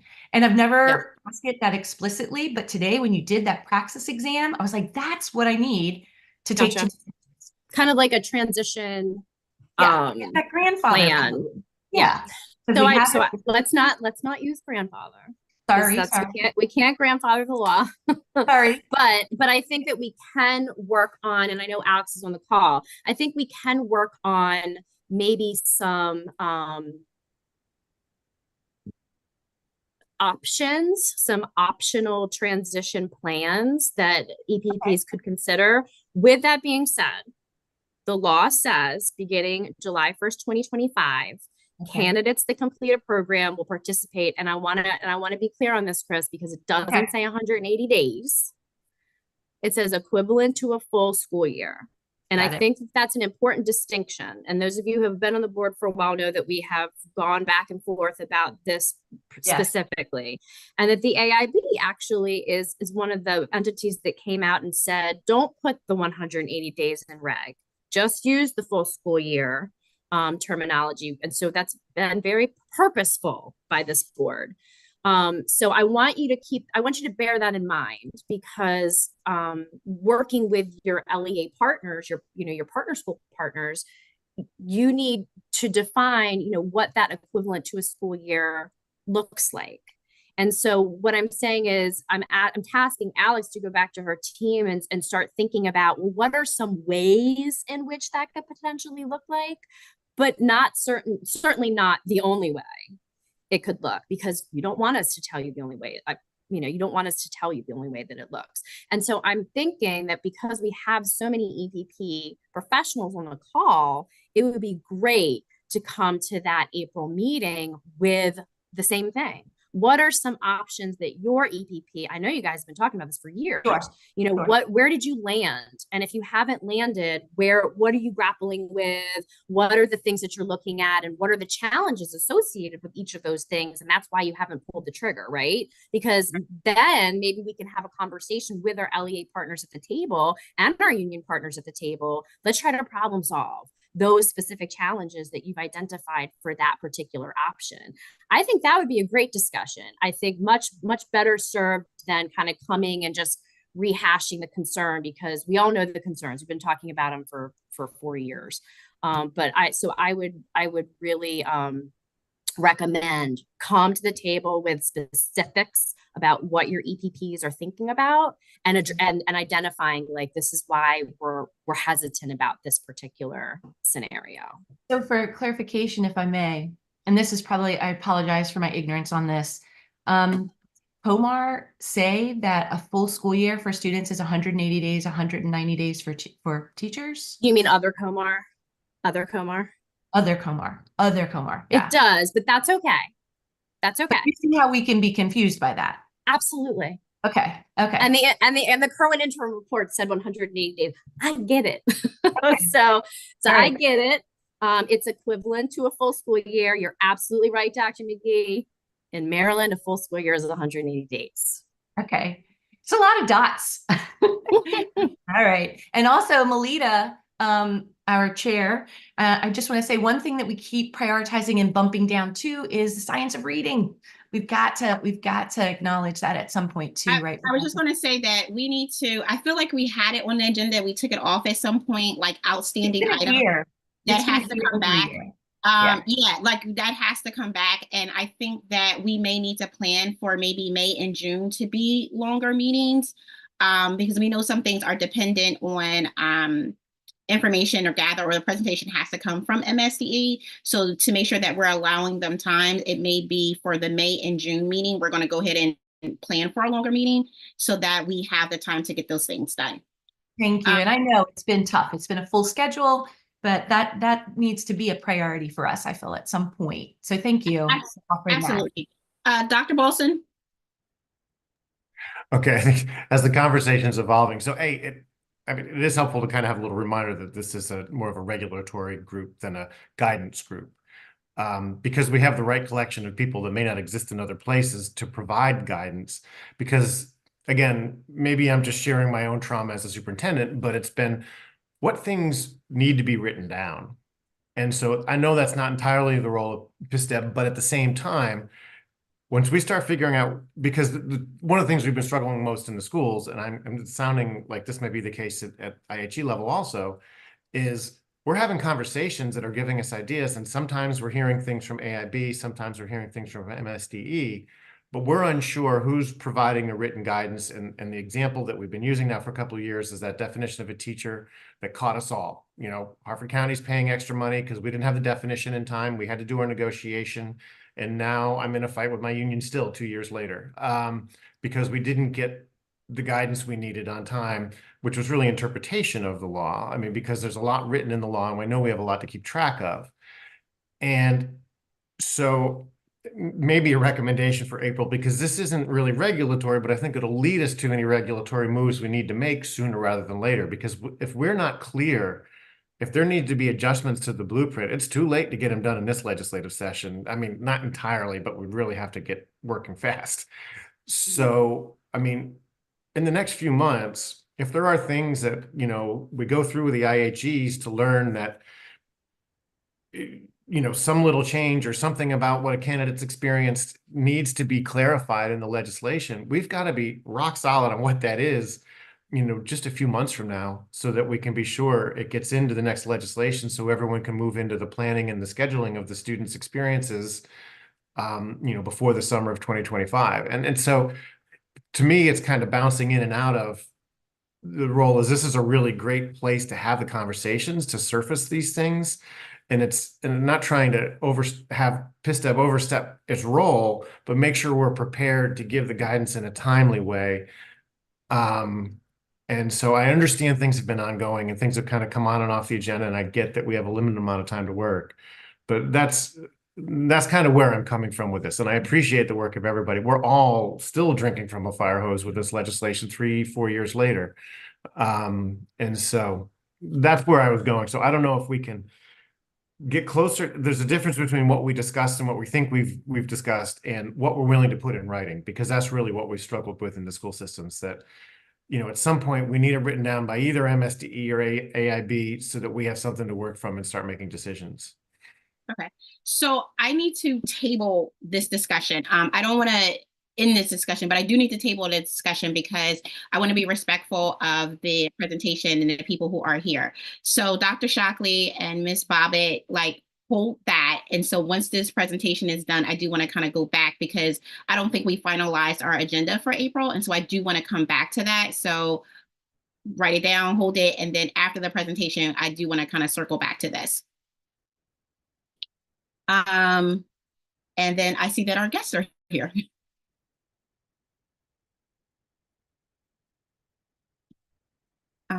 So it's Miss Sweeney and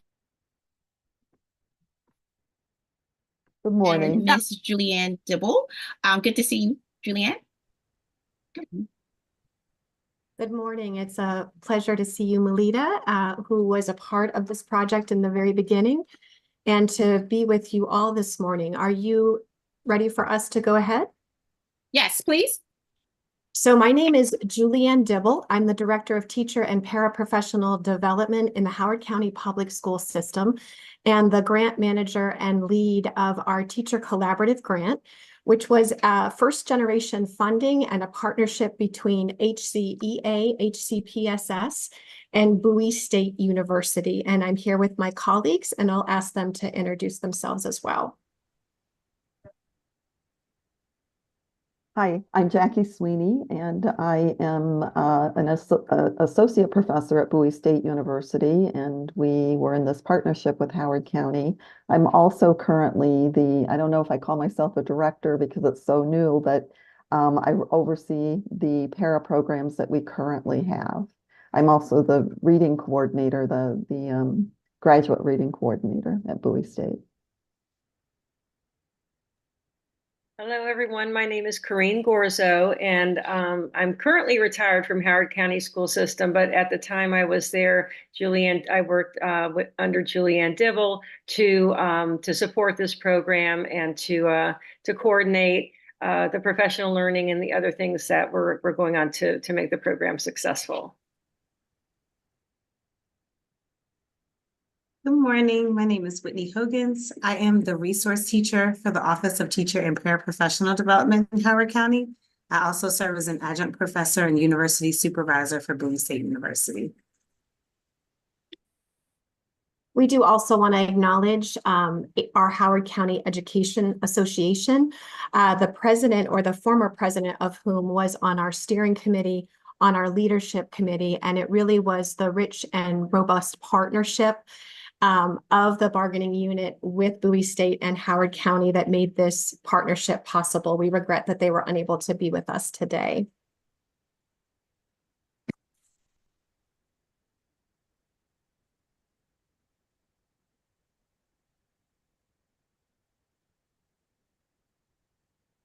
So these are our outcomes for our time together.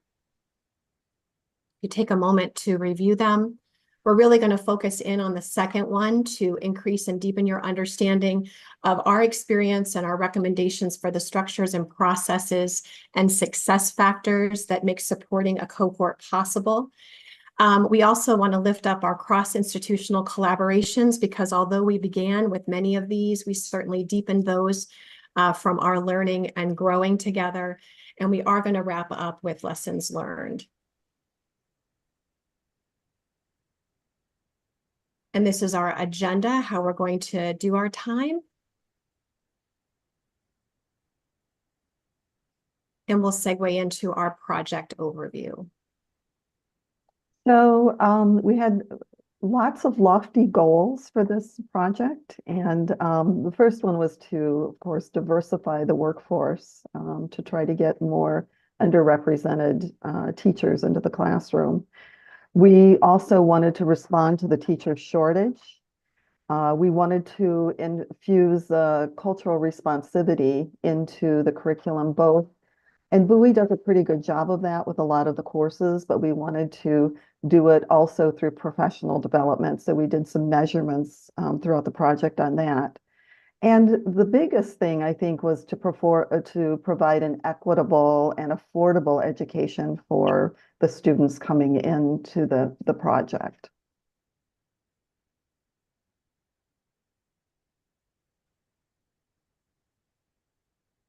The project started out in the project actually went from fiscal year 2020 to 2023. We started in the spring by doing interviews and applications for people who were interested in the project.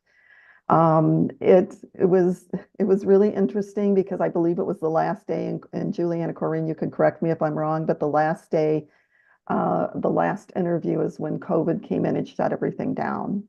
Before that, we had planned to really make it accessible by coming to the Howard County campus to teach classes, but everything forced us to go online at that point. When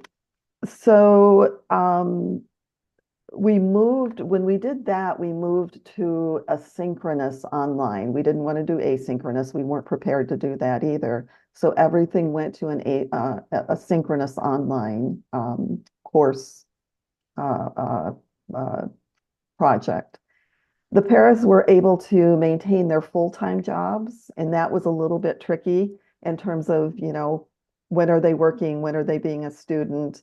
It was a full load for them because they would work all day, they would take classes in the evening. A lot of them needed the general education classes, and of course they needed the professional classes as well, and we were able to work through that.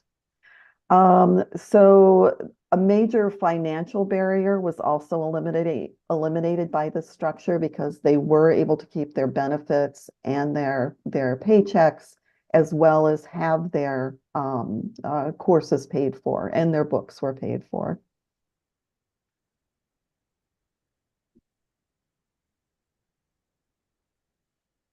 All right, so one of the aspects of the grant that we felt we really wanted to be intentional about was to infuse professional development components around the concepts of culturally responsive teaching. So we engaged the whole para-educator cohort in a book study of Zaretta Hammond's Culturally Responsive Teaching in the Brain.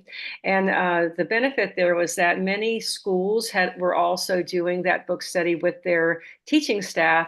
So we felt like the emphasis there was definitely needed and would tie into school priorities and system priorities.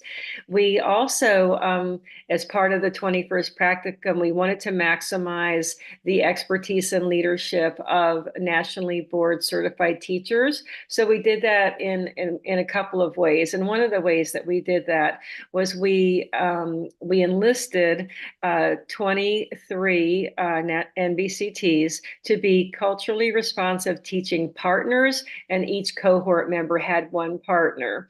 And their job was to touch base throughout the year. This was in the second year of the program. So the paras were doing mainly their general studies. They weren't in their internship yet. And we did professional development with the partners as well. They read the book, Elena Aguilar's Coaching for Equity book.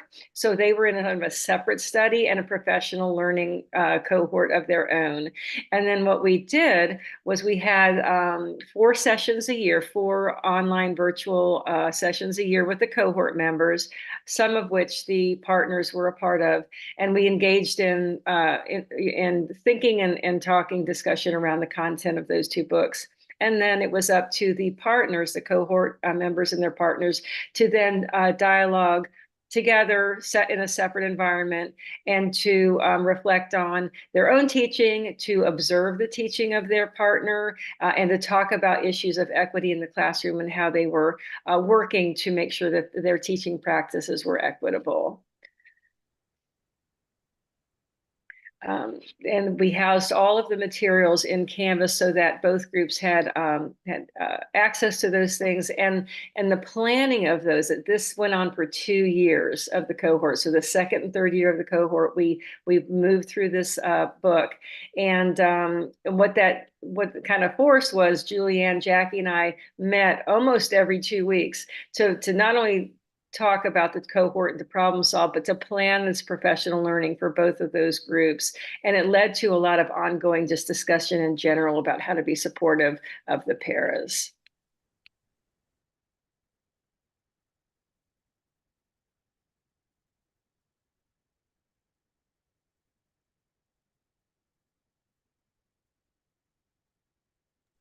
The 21st century practicum, as we had mentioned before, was, quickly turned over into a fully virtual format.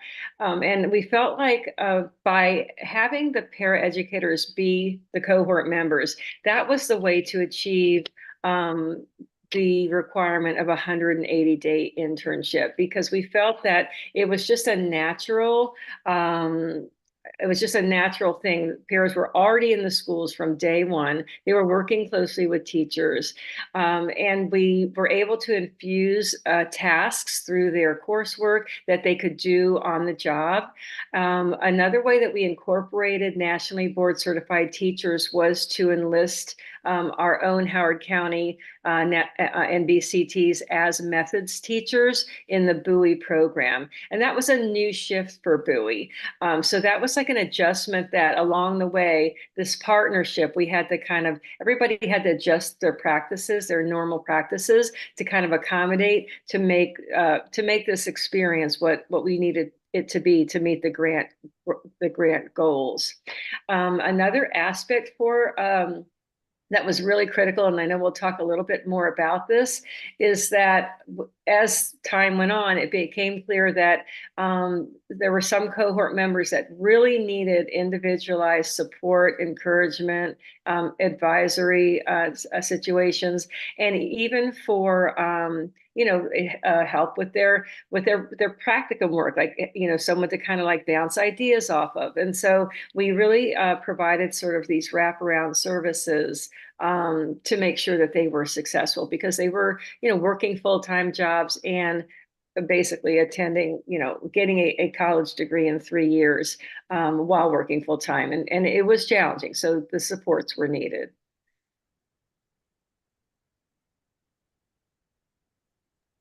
So this was our overall budget for what was initially planned to be a 3-year grant. We did get an extension in what we call year 3 extended, or year 4, to complete the process.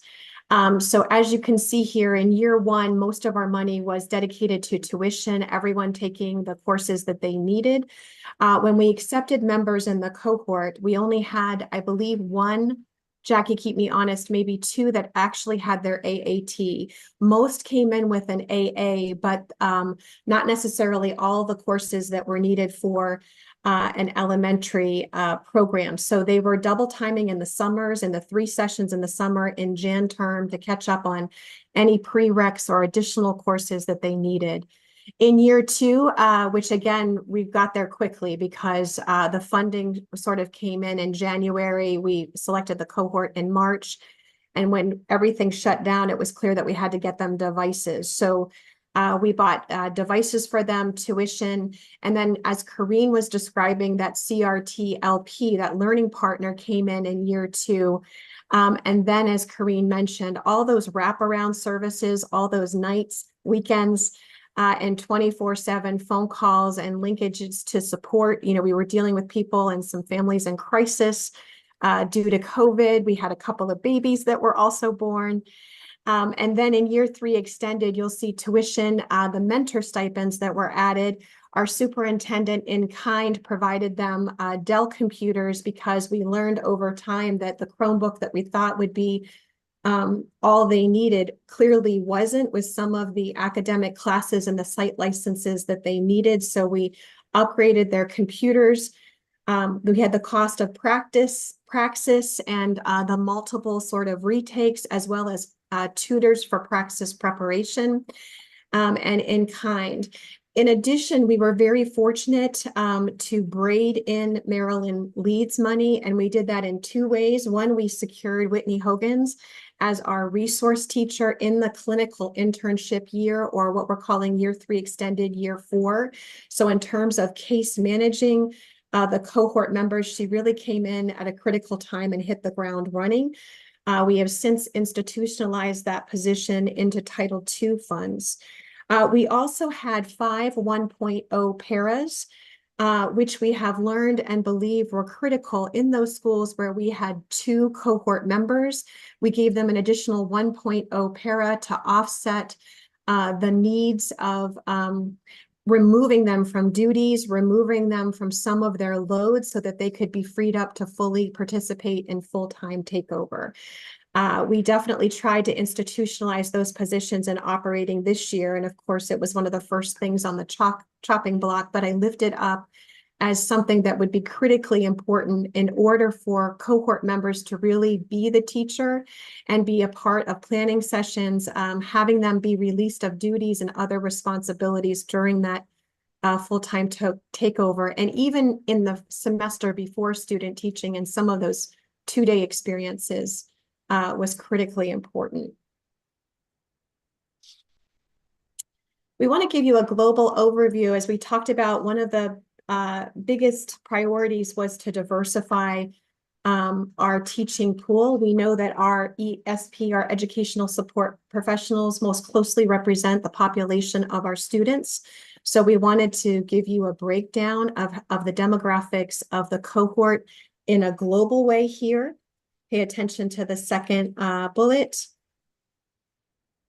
And then we want to acknowledge our attrition. And then Jackie's going to take you a little bit deeper into the diversity.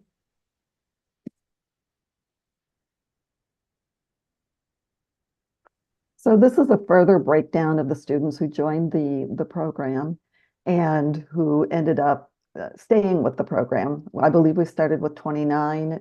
We moved to 24. This chart shows you the race and ethnicity, gender, and then the overall GPA. The overall GPA was real important because we also know that praxis plays a role. If you have under a 3.0 by the time you get to the teacher internship, or just before that, if you have under that, you're required to take the core, the praxis core. So we had to keep thumbs on that to make sure that students were doing what they needed to do. Again, I think one of the things that Julianne pointed out about the people that we started to bring in, we started to realize we didn't have enough supports built in. And so those who needed praxis, either praxis core or the second praxis where they had to take it over again several times, that became a hindrance, and it was costly.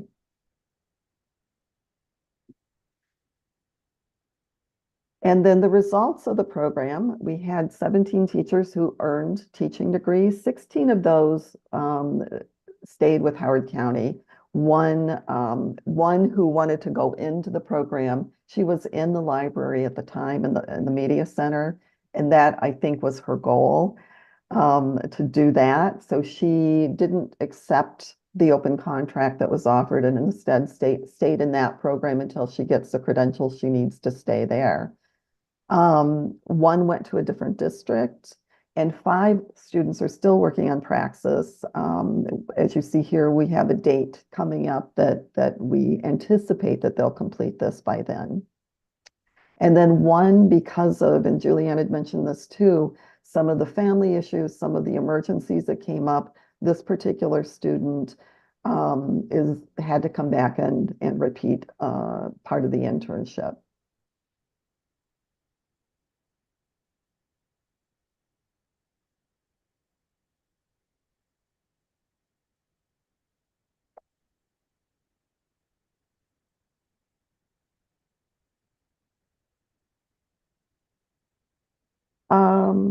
Okay. Oh yeah. That's me. Some of the lessons learned for this, and we will sort of take turns talking about this, but one of the most important things was to have a dedicated staff at the university and the school district to do this problem solving, to do this. A lot of our CRT meetings that we would have that every other week, we would talk about these things as they came up, because what we realized is we at Bowie State had to really pull some strings to get some things changed, right? Even putting these courses online was something new to us. Rearranging courses with not just in the College of Ed, but the other colleges where they could also provide online courses for these students. So there were a lot of moving pieces in place to try to get things. So it wasn't the smooth ride as we would all like to think it was. It wasn't that at all. So the other thing is with the university willing and able to change practices, the bureaucracy and the way things are set up. So things like admissions, we had to do admissions in a different way because we weren't set up to take students in the way that's usually done. The finance part, we had some issues there. So there were a lot of things that we had to work on in the university to try to get that in place. As Corinne and Jackie mentioned earlier, it was a commitment for the candidates in this program to keep their jobs.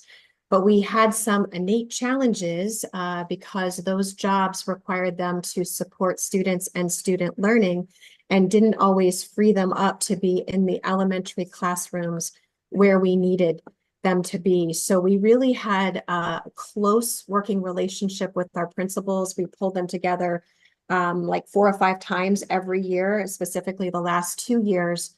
And in every school, the model had to look slightly different. Again, we had those 5 schools that had that 1.0 para to offset staffing concerns, but not all schools had that. And depending upon where the 1.0 para was, we had to work with those teams, and we relied on our principals to be sure that our cohort candidates got placed on a healthy team that would support the para achieving his or her goals and actually doing para duties so that the para could be released for clinical internship experiences.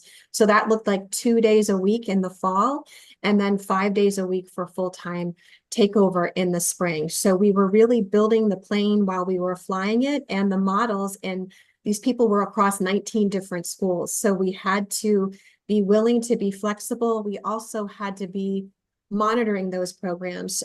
So we had webs of support, running all these forums with the mentors, with the CRT LPs, with the principals, but then showing up in the schools to be sure that the model was working. It was critically important that these people be released so they could authentically learn and be in the job the following year. And for our paras, there was a lot of transformation going on because while they have worked with students and done bit instruction and pull out, they really were challenged by working full-time in their job, having to be a part of the planning and the designing of instructional lessons, and then completing all the requirements of the clinical internship. So in terms of schedules and timing and meeting the needs, we also had some challenges because, as we spoke about in the beginning of this program, we had lofty aspirations of 15 candidates being in a secondary mathematics program and 15 being in elementary. And after the second round of interviews, looking at the members who showed as a whole, and then when things shut down with COVID, it became clear to us that we didn't have enough candidates who had the prerequisites for the math program. And so we collapsed into an elementary program. And so what that looked like is we had some paraeducators who were in middle and high placements that because of COVID didn't get shifted until the clinical internship year. So for those cohort members who had to shift to an elementary setting, we definitely saw more challenges and more customized supports for them during that clinical internship year.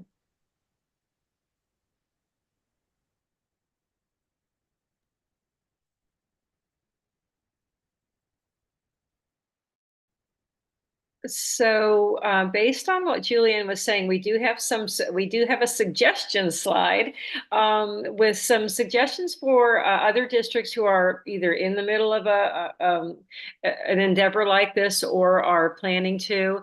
One thing is, and sometimes you don't know what you don't know, but if you can think through the challenges, like the really big challenges and barriers that might come about through a program like this, the more you can do to sort of problem solve in advance, clear the barriers, the better it is. And in hindsight, we may have needed to include more people from the finance office at Bowie or the registrar's office at Bowie in conversations, just because they were dealing with all transfer students, all but one, and this need for a fairly quick turnover in terms of transcript analysis and so forth. As Julian just described, having people who are not in elementary positions, needing to be in an elementary school by that third year. One thing we did learn and have decided that it would be better if a cohort member starts the program in the school in which they are eventually going to do their internship, if at all possible. And at the very least, we encourage people to put in a transfer to an elementary school in year 2, but many of them they didn't make it happen. I don't know if it was a reluctance or they were kind of hoping they could do the internship somehow while still staying in their secondary school, which really couldn't be done. So they ended up in their third year, and that did cause some issues in that those secondary people just didn't have exposure to elementary kids. They just didn't know kind of, the sort of developmental age group and what they can and can't do at certain stages of the year and how you work with a small group of students. So that was really critical. And what that also does is it kind of helps the school to make the adjustment and prepare for that full internship year so that they kind of figure it out with their staff before they're in the middle of it and before that internship starts. So that is really something kind of high on the list. Another thing that we did find is that, as I mentioned before, some cohort members ended up needing a great deal of sort of academic and social emotional supports as the course load increased and the demands of the program increased. And some of them we feel could have probably benefited from learning supports and other services that were available through Bowie, but helping them to access and, be successful with that. If we had known about those learning needs earlier on, we could have advanced problem solved and sort of set them up for success and kind of been prepared for that rather than kind of finding out kind of, in the middle of a course that people were, not failing, but struggling. And then we jumped in and did put supports in place, but trying to figure out if you can through the screening process, if the success factors are there. Absolutely. And another thing that we talked about is assessing the candidate's readiness and executive functioning for becoming a working professional and college student. I think during that screening process, really asking them critical questions about what supports they have in place, what supports they may need, so they're ready to provide all of the role. I mean, being a paraeducator full-time, a student full-time, and then also the internship, as well as their other life duties. Some people had other jobs, families, and things of that nature. So really making sure they have the knowledge, skills, and attitude required to be successful with the workload, as well as being transparent with how intense the workload is so that they can be best prepared. Another huge suggestion that we would give is communication and having meeting structures with all stakeholders as often as possible and appropriate, meeting weekly or bi-weekly, and this could be with mentors, university supervisors, advisors, praxis support, the school administrators, as well as the school system offices, as well as Bowie State. Having open and frequent and intentional communication served us well.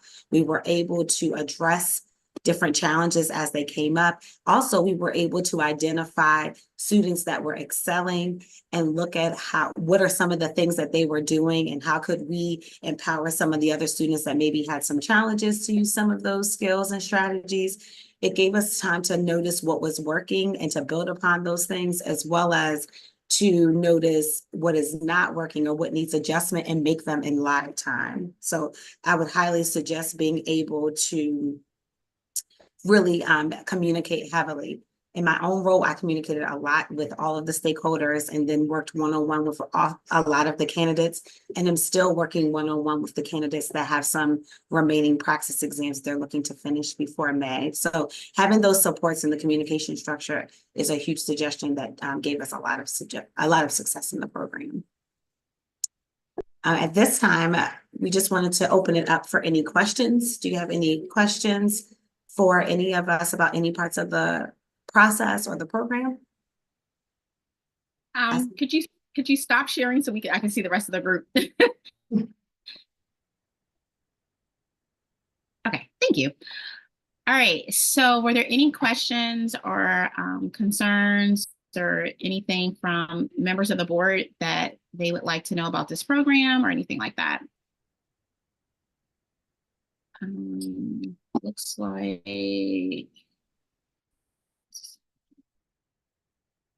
Dr. Shockley? Sure. Thank you. Good morning.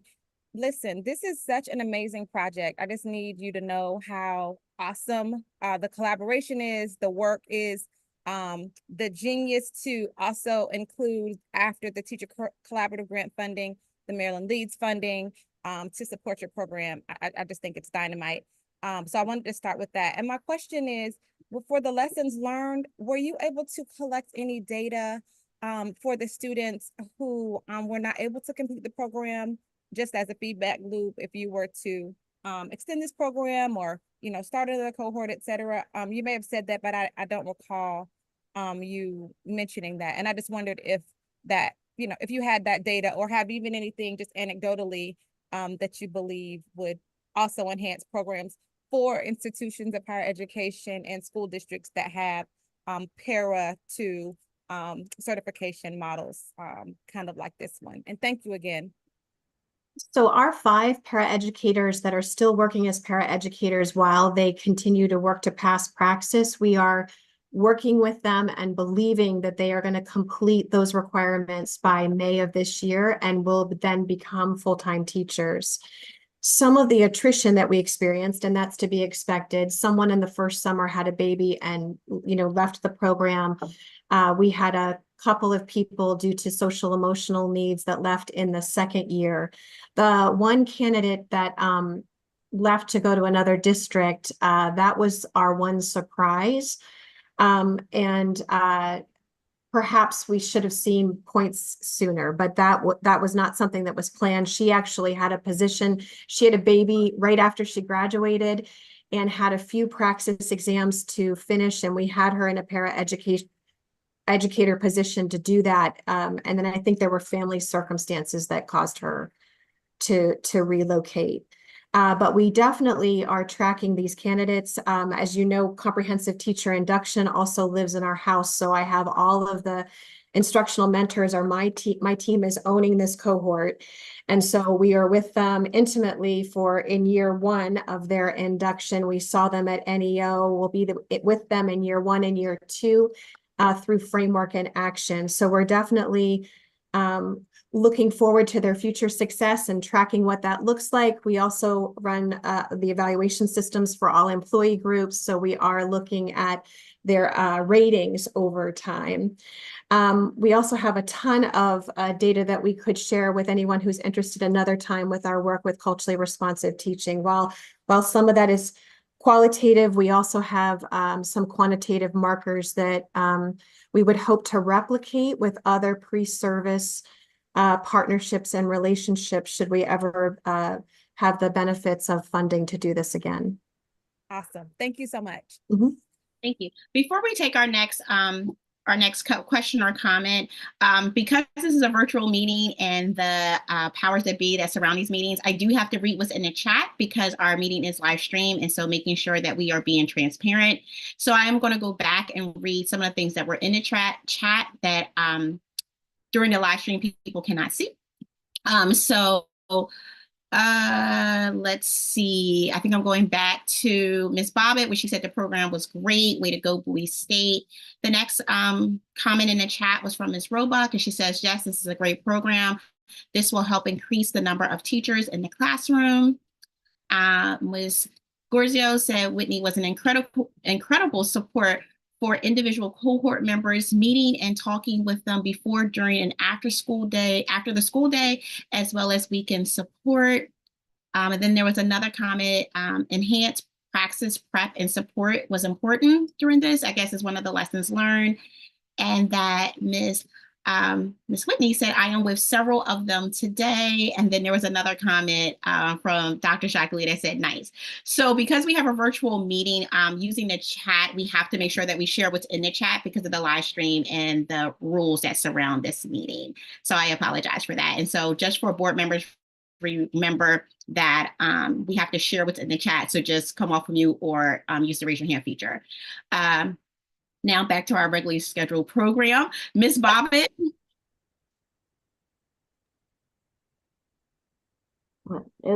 Thank you for sharing today. It's very nice to hear about how attentive you all are to your students in the program. And it's nice that this is offered to staff who are already working, so they do not have to take time off, which would cause complications with financial stability. And it's just a very well thought out program. And I just want to know if you are considering extending your program to paraeducators who already have bachelor's degrees and who would like to pursue master's degrees and may not have majored in education for undergraduate studies. Go ahead, Julianne. I'm sorry. Go ahead. No, you go ahead. No, I was just going to say Bowie has already done that. We saw after we worked with Howard County, we saw that there were things that we could change. We're still in process of making some changes to make it a more smoothly run program, but we have over 100 paras right now through the LEADS grant. And this is through Anne Arundel, it's through Calvert County, Kent County, and then we also received an MHEC grant that we are bringing in 45 paras. Now that's only a year long, so we'll be looking for funds next year, but we're looking for different resources to bring students in. So if that helps to answer. Yes, it does. Thank you. That is one. Sure. We do have an institutionalized MAT partnership with another higher ed institution for special education, early childhood, elementary, middle, and secondary options with an MAT certification included. And then we will be partnering with a third institution with an accelerated one-year elementary MAT. We have 4 slots and our current paras in that to get an accelerated elementary MAT and certification May to May. That's a federal grant that's coming through another higher ed partner. So we are always looking for options to support our paraeducators' advancement. It really was the undergraduate that had the most barriers to it. And so this experience with Bowie has shown us that we can replicate.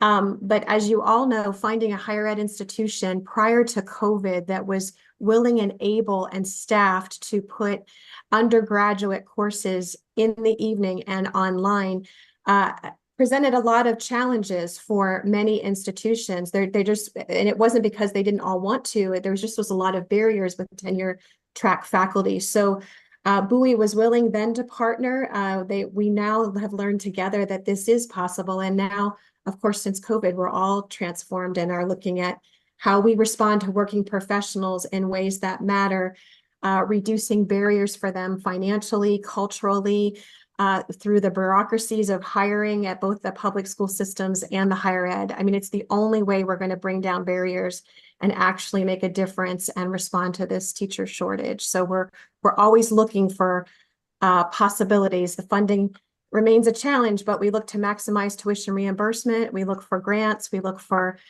creative solutions on behalf of our students and staff. Thank you. Ms. Roebuck?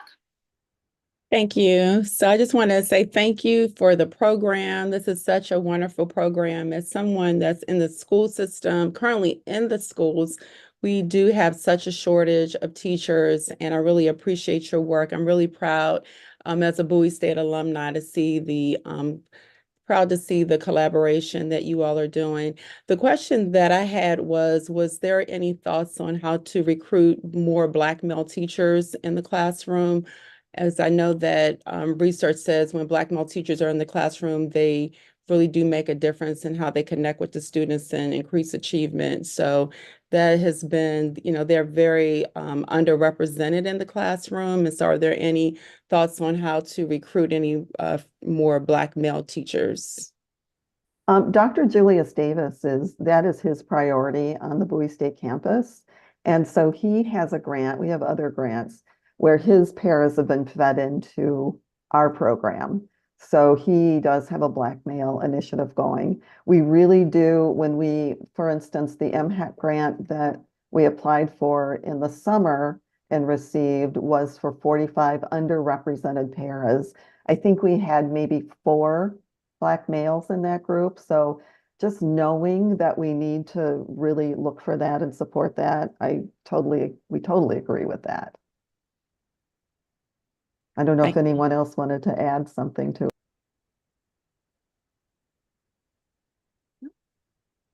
Thank you. And so, yes, I do want to say, I feel like maybe I was part of the interview process with the candidates. And one thing I can say is that was so exciting and uplifting, how excited they were to be able to finally be a teacher, be on the other side and be with the other group, moving from the possibility of moving from a paraeducator to a educator in the classroom with so many years of experience. I remember some of their stories, but I think the thing that I remember the most was just the sparkle and just the excitement to finally have this happen, and super excited about it and very thankful that I was a part of that. And I do distinctly remember that after the interviews, the world shut down. So I do remember that, but that was an amazing opportunity. Are there any final questions or comments for in the chat? It was the very next day. Any questions or comments for HCPSS or representation from Bowie State? Any other final questions or comments? Thank you. Thank you so much for sharing that insight, sharing what happened, sharing the success. And I know that teacher recruitment is important for us at PSTEB. So it was great to hear a successful program and what this actually looks like. We were hearing so much about it, but it was great for you to come and share in real time what happened, the ups and downs with it. So thank you again. Thank you. You're welcome. So we, 2 more things as we move an agenda. We need to actually circle back to our April agenda, and we do have to move into executive function, goodness gracious. Executive session, let's try that again. We do need to move into executive session, but I do want to make sure that I've captured everything in terms of the concerns, what we need to discuss, and do a little bit of forward planning for our April and May meetings. And so in terms of actually April, May, and June. So in terms of our April meeting, like we said, the top portion of our agenda, which is really set and standardized in terms of call to order, public comment, state board update, legislative update, the announcements and a communication update. Kelly, just a mental note there. Can we add in this a little bit more time? Because I want to make sure that we circle back to some of the concerns from the IAGs and something that was carried over from the February meeting, even though the concerns about that 180 days, we don't have to wait until the April meeting, but I want to make sure that we come back and it's memorialized in our minutes and in our meeting that we have that discussion, even though our board members that are from IHEs don't have to wait until then, if that makes sense to everyone, that I do want to make sure that we are memorializing it in our minutes and in our meeting that we had this discussion.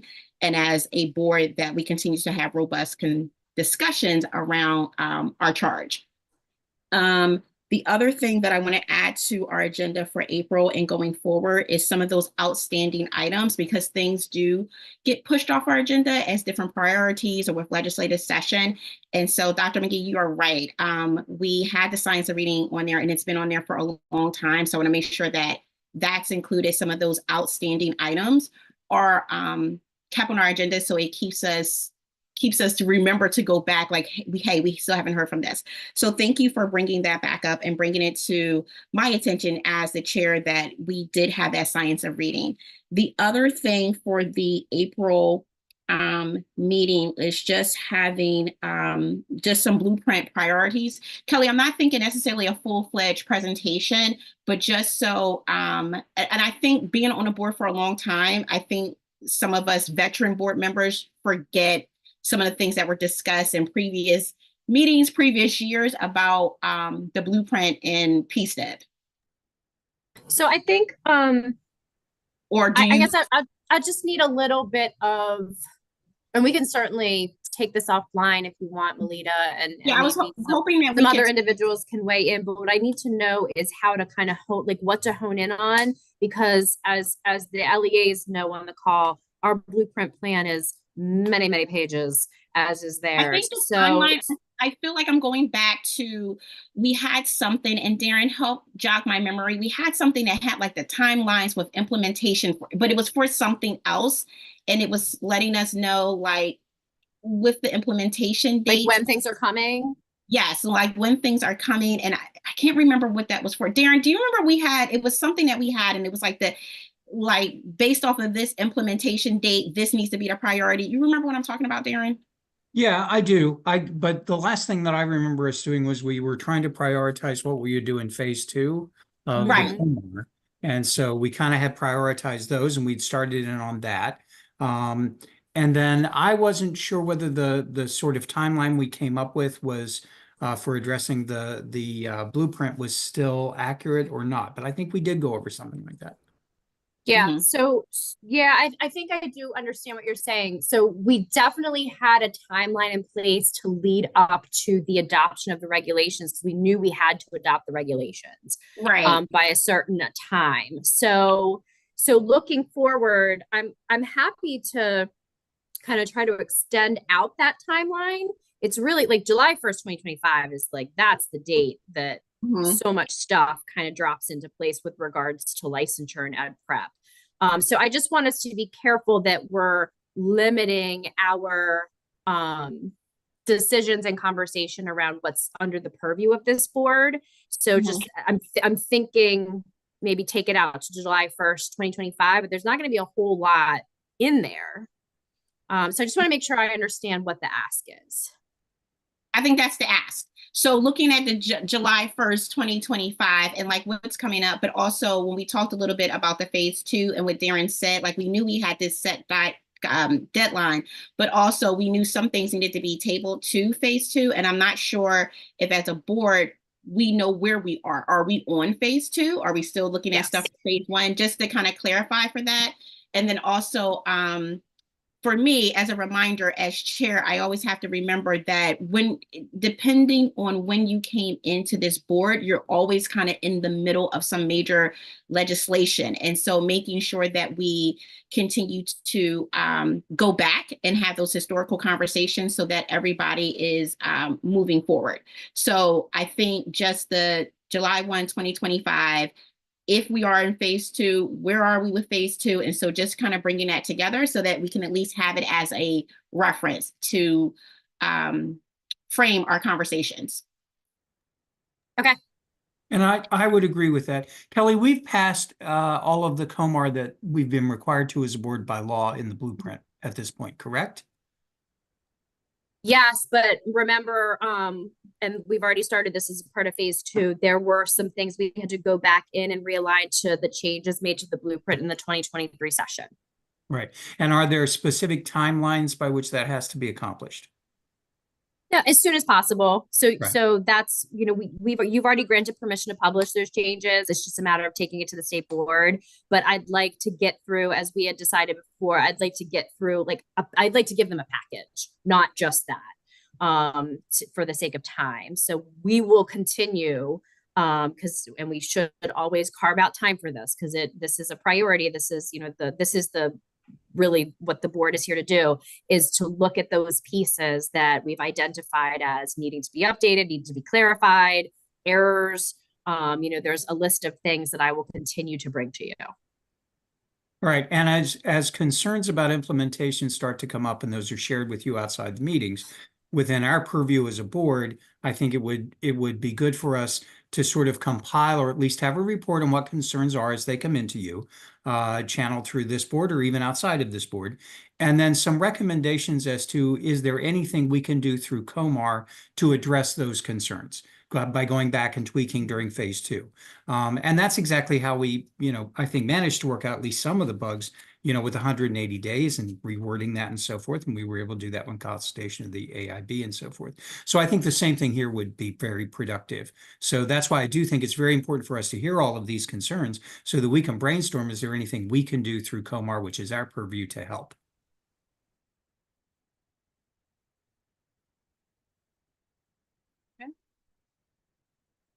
All right, so I think we have our April agenda set. And then Kelly, if we can just stay online just for a couple minutes when we adjourn the meeting, just so to kind of clarify, that would be great. I'm like brain loss here. Do I need to have a motion to approve the April agenda? No, right? Don't need a motion. You can, but it's your agenda to set, Chair Kitchen. I don't think I have to. Dr. Shockley?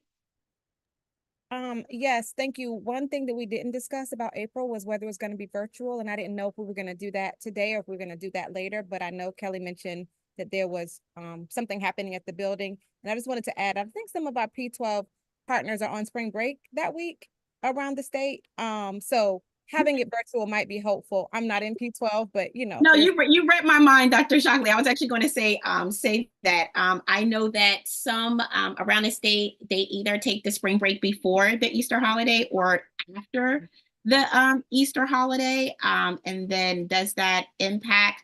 But would it be? I just thought virtual might be helpful for those people who would like to embrace their spring break. Yeah. Okay.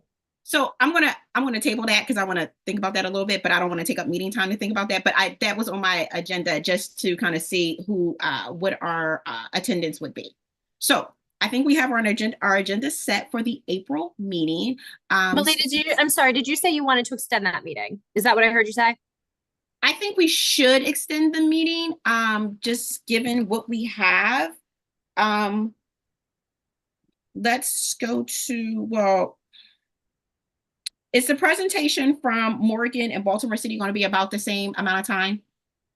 I don't know for sure, but that is my assumption. Okay. If I may, I've heard the teacher collaborative grant presentations quite a bit, and they are typically about that same time. I hope that's helpful. Okay. And I've heard Morgan's in particular, and it's about that same time.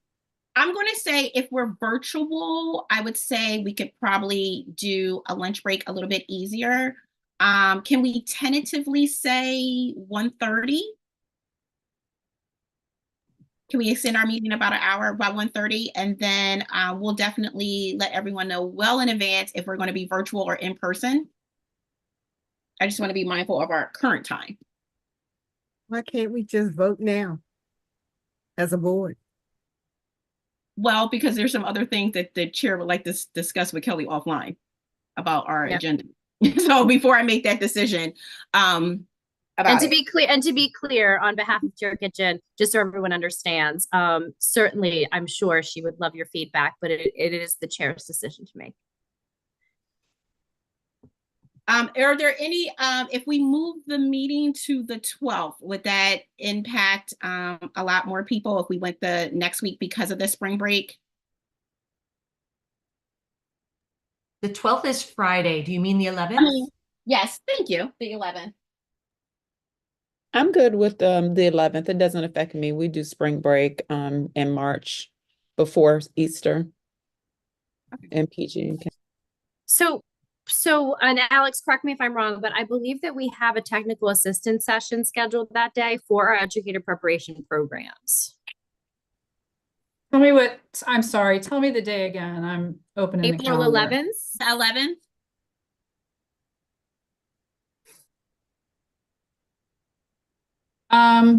I think we can do that. I think that was a hold for a technical assistance that I'm not sure is still happening on that date. So I think we could take that date. And just move it? Mm-hmm. Okay. So everything is tentative. Kelly will push out an email no later than Monday. I just have a few questions that I don't want to take up her time in terms of offline and timing of the agenda items for our next meeting. Before we move into executive session, do we need a 5-minute break? I think we do. Let's take a 5-minute break. It's 11:58 on my time, so that would be coming back at 12:03. So let's just take a 5-minute break, get up, stretch break, and then we'll come back and we'll rise into executive session. Are we coming back here or are we just going directly to executive session because it's a different link?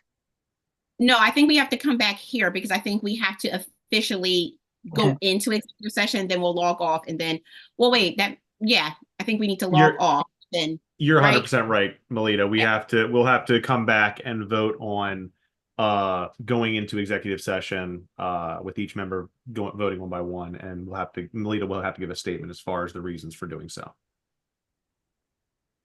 Thank you. Yep, 5 minutes.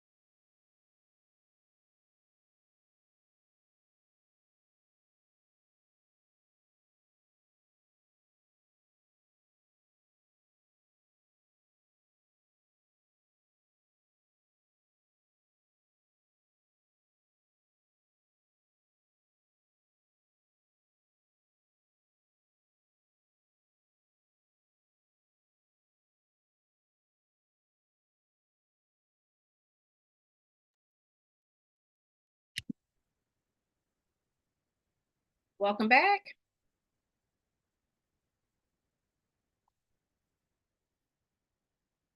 Nice quick break. So Sean, because we don't go into executive session often, I need a motion to go into executive session, or do I need to read the statement of why we're going into executive session? Realize I was on mute. The first step is for you to actually make the statement for the reason for going into executives for closing the meeting. Okay. So once you do that, then we'll take the recorded vote. Okay. Is everybody back? All right. So we're going to move into executive session to consult with counsel to obtain legal advice. Read the rest of it. Yeah, I would just say, and we need to also explain the purpose, like what exactly we're going to talk about. Sorry. Okay. So the statutory authority for closing the meeting is under general provisions 3-305B7, and the topics for discussion are the definition of moral turpitude under Maryland law and the legal authority for summary suspensions of educator licenses under State Government Act 10-226C2. And then the only thing I would add is just, I think one thing after I sent you that statement that I think we're going to end up talking about, because it came up in the public comments we received last month, is also the definition of misconduct that was proposed in the regulation. So Okay. I just want to point out that's probably going to end up being part of what we discuss as well. So the topics for discussion are the definition of moral turpitude and misconduct. Correct. Correct. So all in favor. So every member's vote, you must specify your vote. We don't do a roll call. Do we do a roll call, or? I think it's probably for the best is just do a roll call one by one. Okay. Do you need a motion or not? We will need a motion, and we will need a second, yeah. and everything. Okay, so we need a motion to move into, let me back up. So the reason for us to move into executive session is to consult with to consult with counsel to obtain legal advice about the definition of moral turpitude and misconduct. So we do need a motion to move into executive session now that we've discussed I've shared what we're going to be discussing. I move that we adjourn to executive session. Yes. Second. Seconded by Dr. Bolson. All in favor of moving into executive session? Remember, we're going to do a roll call vote. Miss Kelly, do I do the roll call vote, or do you do the roll call vote? You. Okay. Miss Spain? Sorry, I had to get taken off of mute. Yes. Sandy? Yes. Karen? Yes. Dr. Bolson? Yes. Amy? Yes. Dr. Gartland? Yes. Kelly, do you vote or no? Yes. And Yes. my vote is yes. Yes. Dr. McGee? Yes. Dr. Zebley? Yes. Ms. Roebuck? Yes. Ms. Carpenter? Yes. Dr. Shockley? Yes. Dr. Taylor? Yes. Ms. Bobbitt?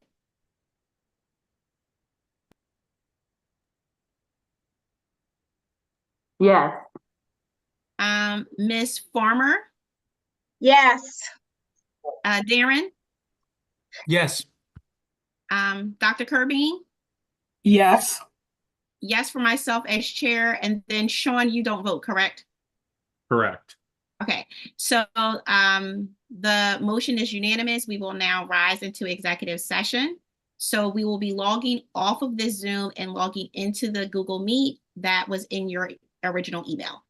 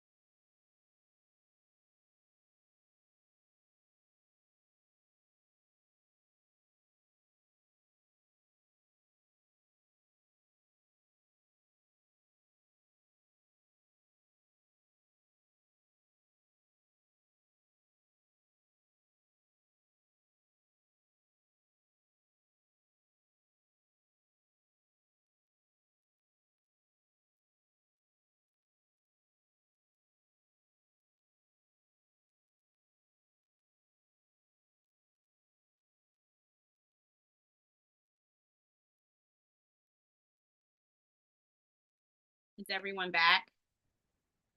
It's like, looks like everyone is back.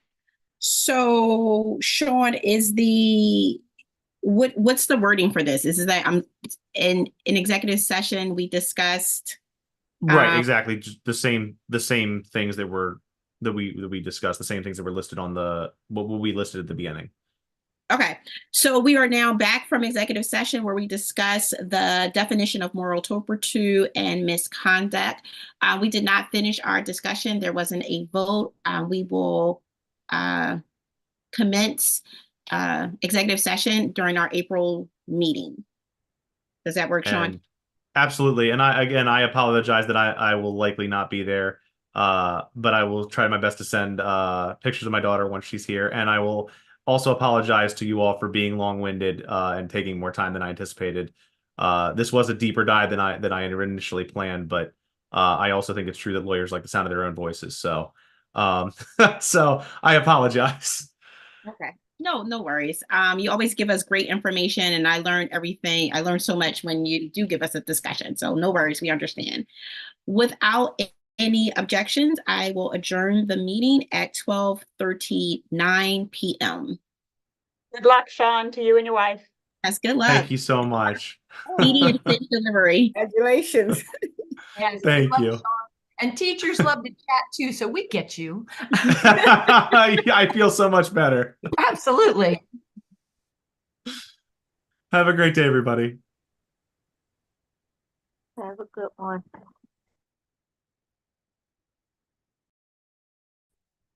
That's it. Darren, I'll give you a call. You're on mute, Darren. Okay, so do I need to hang on or I'm okay to go? No, go ahead. Log off. I'll call you. Okay, sounds good. Okay. I'll wait for your call. All right, Bye. bye-bye.